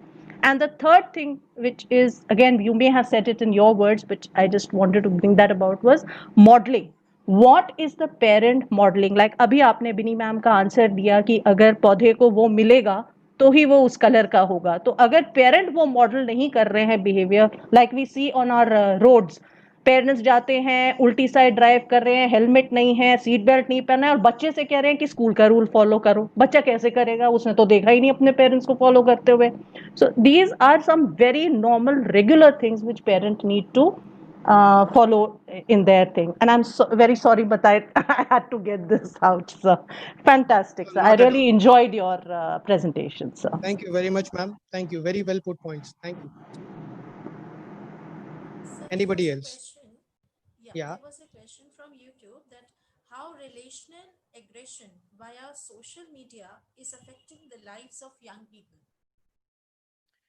See, social media has a very deep impact in today's times, because most of our devices, even in this e-learning era, are, we are making the person live with the enemy. So when on one hand we believe that social media बच्चे को प्रभावित कर रहा है, but आज की date में reality भी है, स्वीकार भी करना पड़ेगा. पर होता क्या है, again the divide between whether my hands are bigger or your hands are bigger, that comparison always goes on. जब एक अपरिपक्व मानसिकता का व्यक्ति एक पर्टिकुलर इनपुट को रिसीव करता है, तो उसके मन में कई तरह के विचार आते हैं. वो उससे अपने आप को भी कंपेयर करता है, उसके आगे का और पीछे का भी सोचता है, और कई बार इमिटेटिंग बिहेवियर्स की तरफ भी जाता है. और अगर कोई भी प्री डिस्पोजिशन या डिसइल्यूजनमेंट बच्चे के मन में काम कर रहा है, तो ऐसे में ऐसा कोई भी कंपैरिजन बच्चे को उस व्यवहार की तरफ ले जाएगा, एक्सपेरिमेंटल बिहेवियर की तरफ ले जाएगा. वहां अगर सक्सेस आ गया तो हो सकता है वो व्यवहार पक्का हो जाए, वहां अगर फेलियर आ गया तो हो सकता है वो डिटरेंट हो जाए.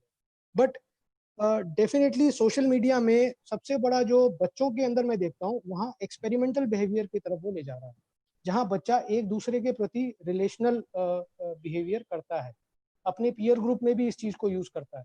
फॉर एग्जाम्पल, एक पीयर ग्रुप है जो 5 बच्चे हैं जो एक जैसा व्यवहार करते हैं. यदि एक बच्चे को एक पर्टिकुलर व्यवहार से एक रिजल्ट मिलता है, तो वो अपने ग्रुप में प्रमोट करता है, और जो बाकी बच्चे अगर वैसा ना करें, फिर उस बच्चे को ग्रुप का आइसोलेट कर दिया जाता है. तो इस तरह का relational activity motivated by the social media ये चलती रहती है. तो इस चीज को आई थिंक हम काउंसल ही कर सकते हैं, मॉनिटर कर सकते हैं, ऑब्जर्व कर सकते हैं, और अगर कहीं पर भी ये आता है तो जो मैंने पॉइंट्स बताए थे उसमें उसको अपने फोल्ड में लेके बच्चे को धीरे धीरे काउंसलिंग करें तो होगा. ऐसा कभी भी नहीं होगा कि उसका फोन आप लेके रख दें या उसका सोशल मीडिया अकाउंट डिलीट कर दें तो उससे कुछ हो जाएगा. इन सब चीजों से कुछ नहीं होने वाला. You will have to learn to live with that thing. आपको उस चीज की, जैसे मतलब आपने गाड़ी लेकर दे दी अगर, तो आपको अच्छी ड्राइविंग सिखानी है, ना कि उसके ड्राइविंग के टाइम पर आपको कमेंट मारना. जी, next question. So there is another question. This is from Ragini Kaul ma'am, and she wants to know more about that how socially learned behavior can be corrected. I think yes, sir. This question was asked much before, and after that she has even responded by thanking. In fact, she said that if it is a socially learned behavior, then it can be corrected as well. But I think the next part of your session was devoted to this only. Yes. So we have, if there are any more questions, ma'am, because I have heaps of appreciations here, popping one after another, but no questions here. And Sonu Khanna ji was also raising the hand. Okay. So if she can be unmuted.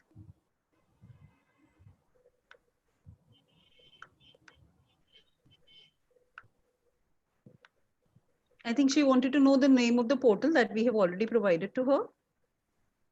Good evening, ma'am. I need to ask one question from sir. Yes, please. Yeah, go ahead. Good evening, sir. The session was wonderful. Sir, I need about my son only, like he's in 11th standard. And now most of the time they social media, like just before that you answered question, but still. So how to tell them not to be on mobile all the time? How to utilize the time? Like I can understand that classes, online classes, they have to attend. Then how to balance, how to make balance between studies and this mobile? Because ma'am most of the time they play on mobile. देखिए ma'am, दो चीज़ें यहाँ पर बहुत ज़रूरी हैं आपके बात में जो आ रही हैं। एक तो सबसे पहले अपने बच्चे को पब्लिकली इस तरह से शेम करना बंद कीजिए। आपका बच्चा अकेला नहीं है जो व्हाट्सएप पर है या सोशल मीडिया पर है। एंड आप वो अकेला भी नहीं है, हम भी सब साथ हैं, मतलब हम में से सभी सोशल मीडिया पे एक्टिव रहते हैं अक्सर। सिर्फ ये है कि बच्चा अपना डिस्क्रिशन से उस सोशल मीडिया को कम या ज्यादा नहीं कर पा रहा। He is facing a issue, there is no point talking about that in public. ये गलत है। मैं आपको यहाँ पर सजेस्ट करूंगा, अगर ऐसी कोई चीज है आप बच्चे को मेरे पोर्टल पे लॉगिन कराइए, let him send this query, I will ask certain questions and then we can try to form a strategy for that, number one. Number two, बच्चों में जो ये सोशल मीडिया या व्हाट्सएप या गेमिंग के प्रति आकर्षण या रुझान बढ़ता है, तो यहाँ पर आप एक बहुत सिंपल छोटी सी एक्टिविटी अपने घर में कर सकते हैं। सभी पेरेंट्स कर सकते हैं, सभी टीचर्स कर सकते हैं। आप अपने घर में 1 या 2 घंटे का टाइम ऐसा बना दें जब आप सभी लोग, मम्मी पापा बच्चे सब, अपना अपना मोबाइल स्विच ऑफ करके एक डब्बे में रख दें और ये कह दें ये मोबाइल फ्री 1 घंटा या 2 घंटा है हमारे परिवार। एक सिंपल एक्टिविटी अगर आप लगातार 1 महीना कर पाए तो आप पाएंगे आपके बच्चे का ये सोशल मीडिया के प्रति जो रुझान है कम हो जाए। Sir, I think very commendable and eye-opener challenge. I remember you telling me the same thing a month ago in another workshop, and I actually tried it at my home. And what I discovered was that it is me who cannot stay away from phone for an hour, and I have been blaming the kids and everybody else for all along. So yes, that is definitely, I recommend that everyone should try it, and then perhaps it will give us another insight as to where exactly is the root of the problem. So thank you so much, sir. So I'll just read out a few appreciation notes also, in case meanwhile, if there are any more questions, we can definitely take them up. Dr. Rojit says it was a conceptually enriching and very equally applicable also. Thank you so much, sir. The examples are easily identifiable. For example, disillusionment. Then Mrs. Ragini Kaul, principal of a school, she says it was a wonderful session. Research oriented, and thank you very much for this enrichment session. Thank you, ma'am. Sir, in fact, there are so many. Sir, we have got another person who raised his hand. They have lowered. Please go ahead, ma'am.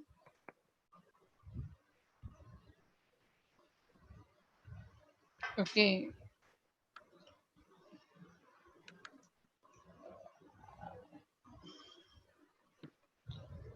Now I think they are not asking the question. Okay. So there is another response from Ms. Silky Bhatia. She says, thank you so much, sir, for an enriching and wonderful sessions. The examples given by you are so applicable and correct. Really enjoyed your session and learned a lot.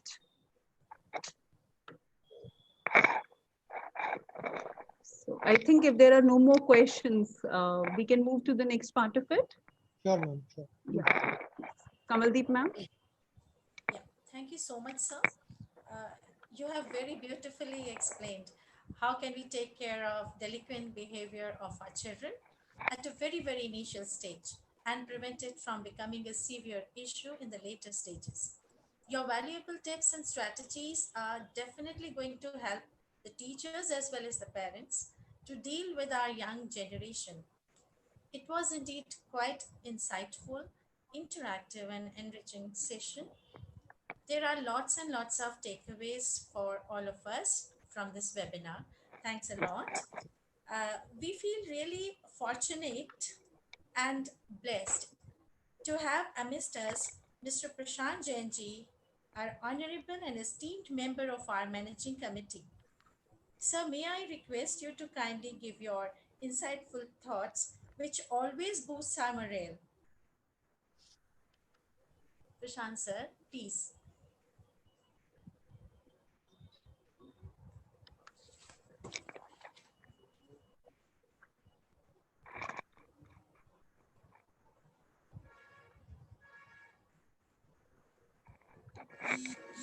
I think, ma'am, there is some technical issue. So kindly call director, sir. Thank you, Ashish. Thank you, Ruchika. When we were thinking about this program, I never imagined that this is going to be one of the best in my life. I have attended hundreds and hundreds of webinars every day we are attending, but I think the kind of research and the kind of practical solutions and the insight into the problem that Ashish has shared, we are really proud of him.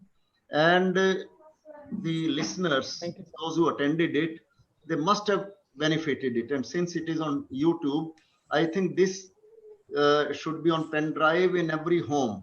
And whenever they find any difficulty, they can refer to it. Because the solutions are universal, they can be applied in all times and to every age group. Only thing is that how sincere we are as parents.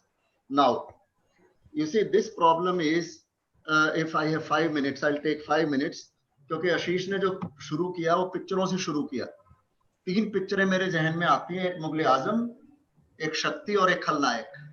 अब मुगले आजम में भी सलीम ने कुछ गलतियां की तो अकबर ने उनको भेज दिया युद्ध के मैदान में कि जाके तुम ठीक करो.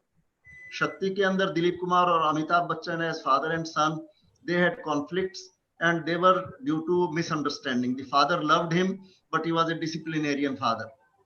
तो खलनायक के अंदर संजय दत्त इसलिए बिगड़ा कि उसकी माँ ने उसकी गलतियों की तरफ ध्यान नहीं दिया और उसको एनकरेज किया, हालांकि father was a strict disciplinarian. अच्छा, मैं गया था इंग्लैंड और इंग्लैंड में there is a Reading University. In that Reading University a professor was taking our class and I asked him, how should we raise our children? And he gave a very beautiful answer, that you raise your children the way your parents were raised by your grandparents. I repeat again, जिस तरह के आपके दादा दादी ने आपके पिता और माता को रेज किया है, उस तरह से आप अपने बच्चों को रेज कीजिए. अब उस वक्त कैसे रेज किया होगा हमारे दादा दादी ने? सुबेरे मंदिर जाना, सुबेरे घर के अंदर मंदिर है, मंदिर जी के दर्शन किए बगैर कुछ भी नहीं खाना, माता पिता के चरण छूना, अपने बर्तन खुद उठा करके रखना, अपनी किताबों को अगर नीचे गिर जाए तो उनको यूं करके माथे पे लगाना, अपने टीचर्स का आदर करना, झूठा नहीं छोड़ना, ज्यादा थाली में नहीं लेना, अपने कपड़े खुद इस्त्री करना. और बड़े बड़े इंडस्ट्रियलिस्ट, चाहे वो फोर्ड हो या जो अमेरिका के, उनकी जो कहानियां पढ़ते थे वो यही कहते थे कि जब वो पॉकेट मनी बच्चे को देते थे तो उसके अंदर वो ये कहते थे कि बेटा ये काम आप पहले घर का काम करो, ये सफाई करो. और मैंने डीसीएम में काम किया. लाला भरतराम का नाम आप तो किसी को नहीं मालूम होगा, लेकिन लाला भरतराम जी सर श्री राम के बेटे और उनके बेटे विनय भरतराम, और उनको जब कंपनी के अंदर ट्रेनिंग दी जाती थी तो दे वुड वर्क एज दफ्तरी. कौन सी फाइल कहाँ रखी है और उस फाइल के अंदर क्या करना है, ये सारी की सारी चीजें वो वहां सीखते थे बच्चे. तो ये चीजें सीखने के लिए ये लगाओ जल्दी, तो ये चीजें सीखते थे और उनको ये चीजें सारी की सारी सिखाते थे. आज क्या हो गया कि इतना लाउड म्यूजिक हो गया, इतना लाउड ये पिक्चरें वॉयलेंट आने लग गई और बच्चे सब देखने लग गए, तो उनकी वजह से उनको ये हो गया गड़बड़. और हम जो हैं ये एक्सेप्ट करने लग गए. एक्चुअली जो प्रॉब्लम आई, जो आशीष ने भी कहा कि भी जो इल्यूजनमेंट हैं, इन इल्यूजन जो हो रहे हैं और बच्चा कोई गलती कर रहा है किसी आए हुए मेहमान के साथ, अगर वो थोड़ा बहुत भी इनडिस्क्रीट बिहेवियर कर लेता है तो हम उसको कहते हैं स्मार्ट है बच्चा, बड़ा बहुत होशियार हो गया. उसको बजाय उस वक्त ना रेप्रीमांड करें, लेकिन बाद में उसको we should take a very serious note of it. तो वो जब हम सीरियस नोट उसका नहीं लेते, and we are not worried. Expenses हैं, घर के अंदर कोई महंगी चीजें तोड़ना, महंगी चीजों को डिमांड करना और उनको देना, ये आशीष ने सारी चीजें बता दी हैं ऑलरेडी. उसके अंदर मैं सिर्फ रिपीट कर रहा हूं कि ये जो चीजें अब हमारे जीवन में आ गई, तो उनको फिर ये बहुत सारी जो मिथ है उनको तोड़ दिया, क्योंकि आज 5 स्टार होटल्स के अंदर और बड़ी मीटिंग्स के अंदर, इंडिया इंटरनेशनल सेंटर के अंदर वो कहते हैं respect the child. Yes, we are not denying, respect होना चाहिए, मारा पीटी मत करो, यस, बच्चों के साथ दादागिरी नहीं होनी चाहिए, वी एक्सेप्ट। लेकिन उसको वो एक इतने एक्सट्रीम तक ले गए कि बच्चा जो मर्जी करे उसको एक्सेप्ट कर लो, उसको क्लास में खड़े भी नहीं करो, घर में माता पिता भी उसको कॉर्नर, पहले एक पनिशमेंट कॉर्नर होता था घर में, तो उसका भी ध्यान ना रखो। और जो सबसे अच्छी बात भी कि भाई जो सोशल नॉर्म्स के अंदर जो ढील आ गई, पहले पिक्चरें आती थी उनमें ए सर्टिफिकेट होता था, वो लड़का लड़की हाथ मिला ले ए सर्टिफिकेट। आज घरों में बेडरूम के अंदर और ड्राइंग रूमों के अंदर जो कुछ भी हो रहा है उसको देखें तो माँ बाप उठ करके चले जाते हैं बच्चों को उसको। तो ये जो सोशल नॉर्म्स के अंदर भी ढील आई है, उससे भी हमारे जो व्यवहार है उसके अंदर एक नेगेटिविटी बहुत आ गई। और जो आशीष ने सबसे बढ़िया बात कही वो ये कही कि नो पब्लिक शेमिंग, बच्चे की हैंड होल्डिंग करना। मैं हूं ना जो पिक्चर आई थी ना, मैं पिक्चरें बहुत देखता हूं, तो मैं हूं ना उस पिक्चर के अंदर भी उसने क्या कहा कि whatever are your difficulties, I am there to support you for difficulties, not to spoil them. तो जो लेथार्जी है, व्यायाम करना है, मेडिटेशन करना है, माता पिता की आज्ञा का पालन करना है, ओबीडियंसी, तो अब ओबीडियंट तो कोई लिखता ही नहीं। पहले हम स्कूल में सिखाते थे एप्लीकेशन लिखना, नीचे लिखते थे यूअर्स ओबीडियंटली, अब लिखते हैं your sincerely, yours truly, your best friend. अब कोई उसको फेथफुली भी लिखना तकरीबन खत्म हो गया, क्योंकि हम किसी के प्रति फेथफुल है ही नहीं, सोसाइटी हमारी ऐसी बनती जा रही है। ओबीडियंस की तो बात ही अलग हो गई। जब तक ब्लाइंड, मैं नहीं कहता blind in the sense of being blind, जब तक वो हमारे अंदर शिष्टाचार नहीं आएगा कि हम बड़ों का आदर करें उम्र के हिसाब से। ये ठीक बात है कि उम्र से बहुत ज्यादा होशियारी समझदारी जरूरी नहीं आए, लेकिन ज्यादातर केसेस में बड़ी उम्र से और अपने अच्छे एक्सपोजर से, एक्सपीरियंस से समझदारी होशियारी आती है और छोटे उसकी तरफ देखते भी हैं, ये एक नॉर्म है। लेकिन जहां पे ये एक्सेप्शन हो जाए, वो जो कहा है ना कि भाई हम उन किताबों को समझते, ये काबिले जब्ती समझते हैं, हम उन किताबों को काबिले जब्ती समझते हैं जिनको पढ़ के बच्चे अपने माँ बाप को फब्ती समझते हैं। तो आज जो ये हो गया कि माँ बाप को अकल ही नहीं है, थोड़ी टेक्नोलॉजी उनको अगर आ गई और वो हर वक्त अपने पेरेंट्स को कंटेम्प्ट की भावना से देखें, और उस कंटेम्प्ट को हम एक्सेप्ट कर रहे हैं अपने लाड प्यार के अंदर।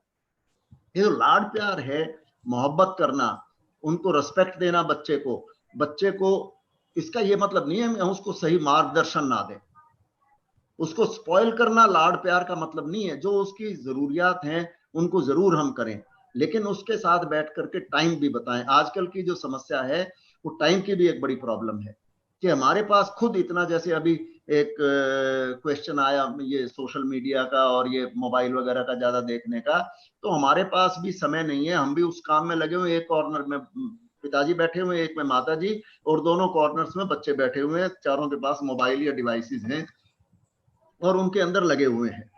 तो मैं समझता हूं कि आज की ये जो टॉक है ये इतनी बढ़िया टॉक रही और ये हिस्टोरिकल है कि किस तरह से इसको सब चीजों को ठीक किया जाए।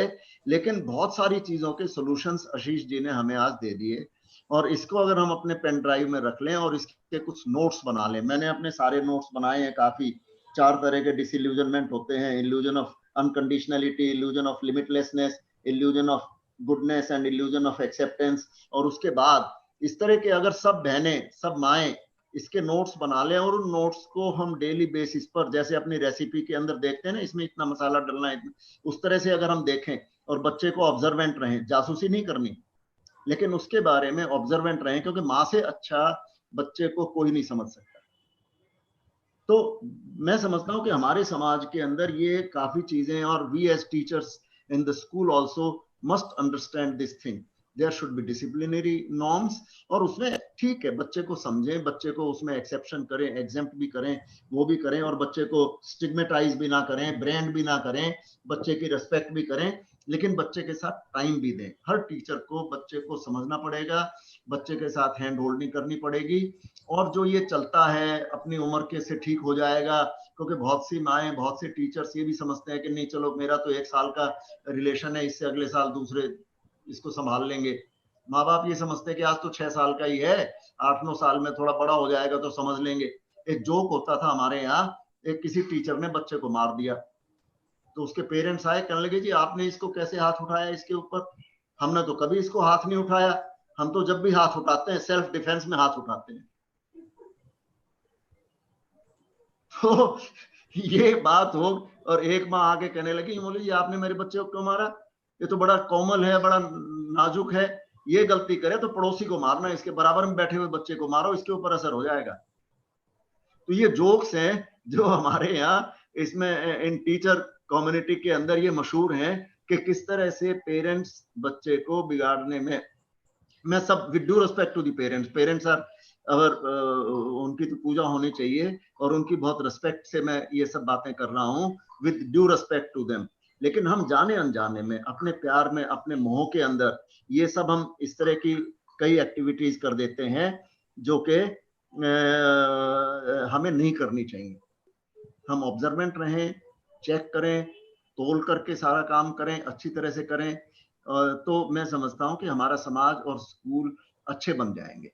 इन्हीं शब्दों के साथ I would like to thank Ruchika ma'am, Aparna ji and Anshu Jain, Kamaldeep, Ashish of course is I need not thank him, he is part of me and everything, and Prashant ji and other members of the managing committee, and there are very senior principals who are here. Madam Ragini Kaul, she loves me so much, I have no words to thank her for being present in this meeting, and many other principals of other schools. One principal Binni Singh is शायद फैजाबाद से हैं, और दूसरे स्कूलों के Mrs. Alka Kapoor is there. हाँ, madam Alka Kapoor, और उनके अलका कपूर के जो फादर इन लॉ हैं श्री कपूर साहब, वो भी बैठे हुए हैं। वो इतने सीनियर हैं, he is above 80 and he is a great educationist, great lawyer. तो इतने बड़े बड़े लोग आपके सेमिनार को सुन रहे हैं और उन्होंने अच्छे मैसेजेस भेजे हैं, तो we really feel elated and happy and satisfied that this today's event is a great event. Thank you very much. Please carry on with the program. Thank you, sir. Thank you very much. Thank you so much, sir, for your valuable pearls of wisdom and knowledge. You are a great mentor and a big inspiration for us. Your simple ways of explaining anything is really worth praising and of great benefit for all of us. Thanks a lot once again, sir. May I now request the coordinator of the program and the festival. If Prashantji is here, Kamaldeep, if Prashantji is here, and we would like to hear from Prashantji. Sir, there is a technical glitch on his part, so he has messaged me that he would not be able to speak. Okay, right. So, may I now request the coordinator of this program, Mrs. Kanchan Naswat, to kindly present the vote of thanks. Jai Janendra, everybody. Good evening. And I'm very happy to know, as Director Sir told us right now, that Mr. A.L. Kapoor is amidst us. Sir, good evening to you. Perhaps you might not remember, but I remember you. Sir, I am one of the ex-students of Modern Public School.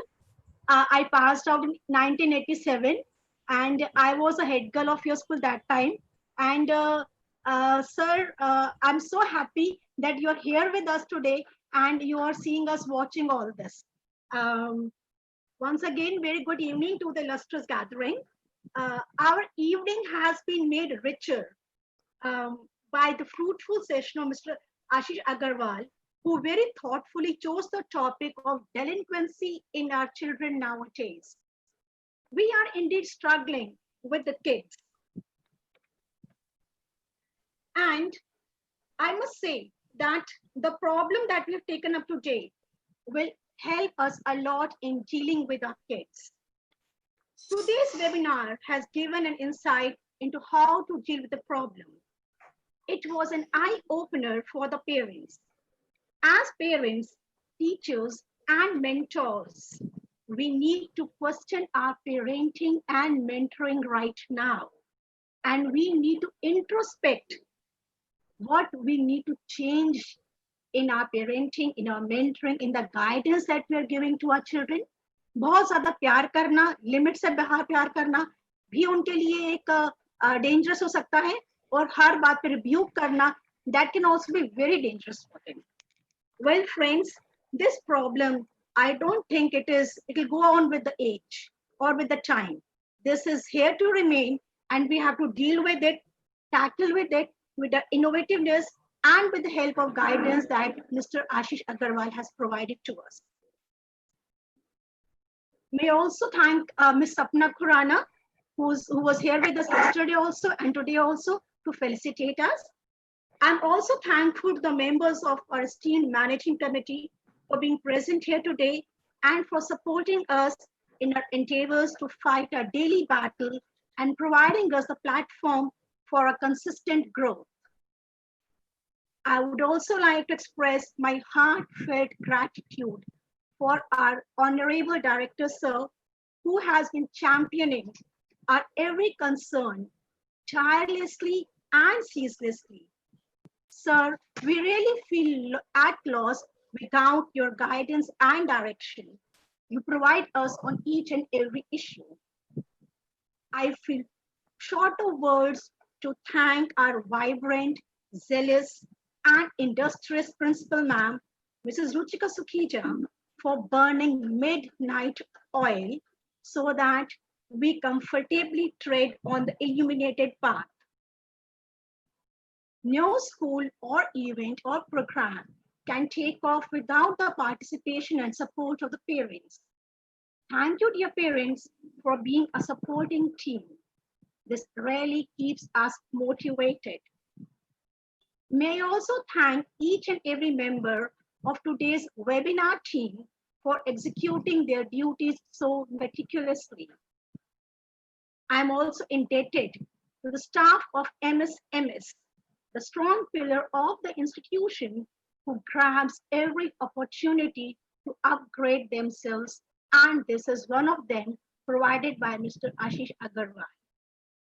Last but not the least, my heartfelt gratitude to all the audience and viewers who could not be with us on the Zoom, but they have witnessed and attended the webinar through YouTube.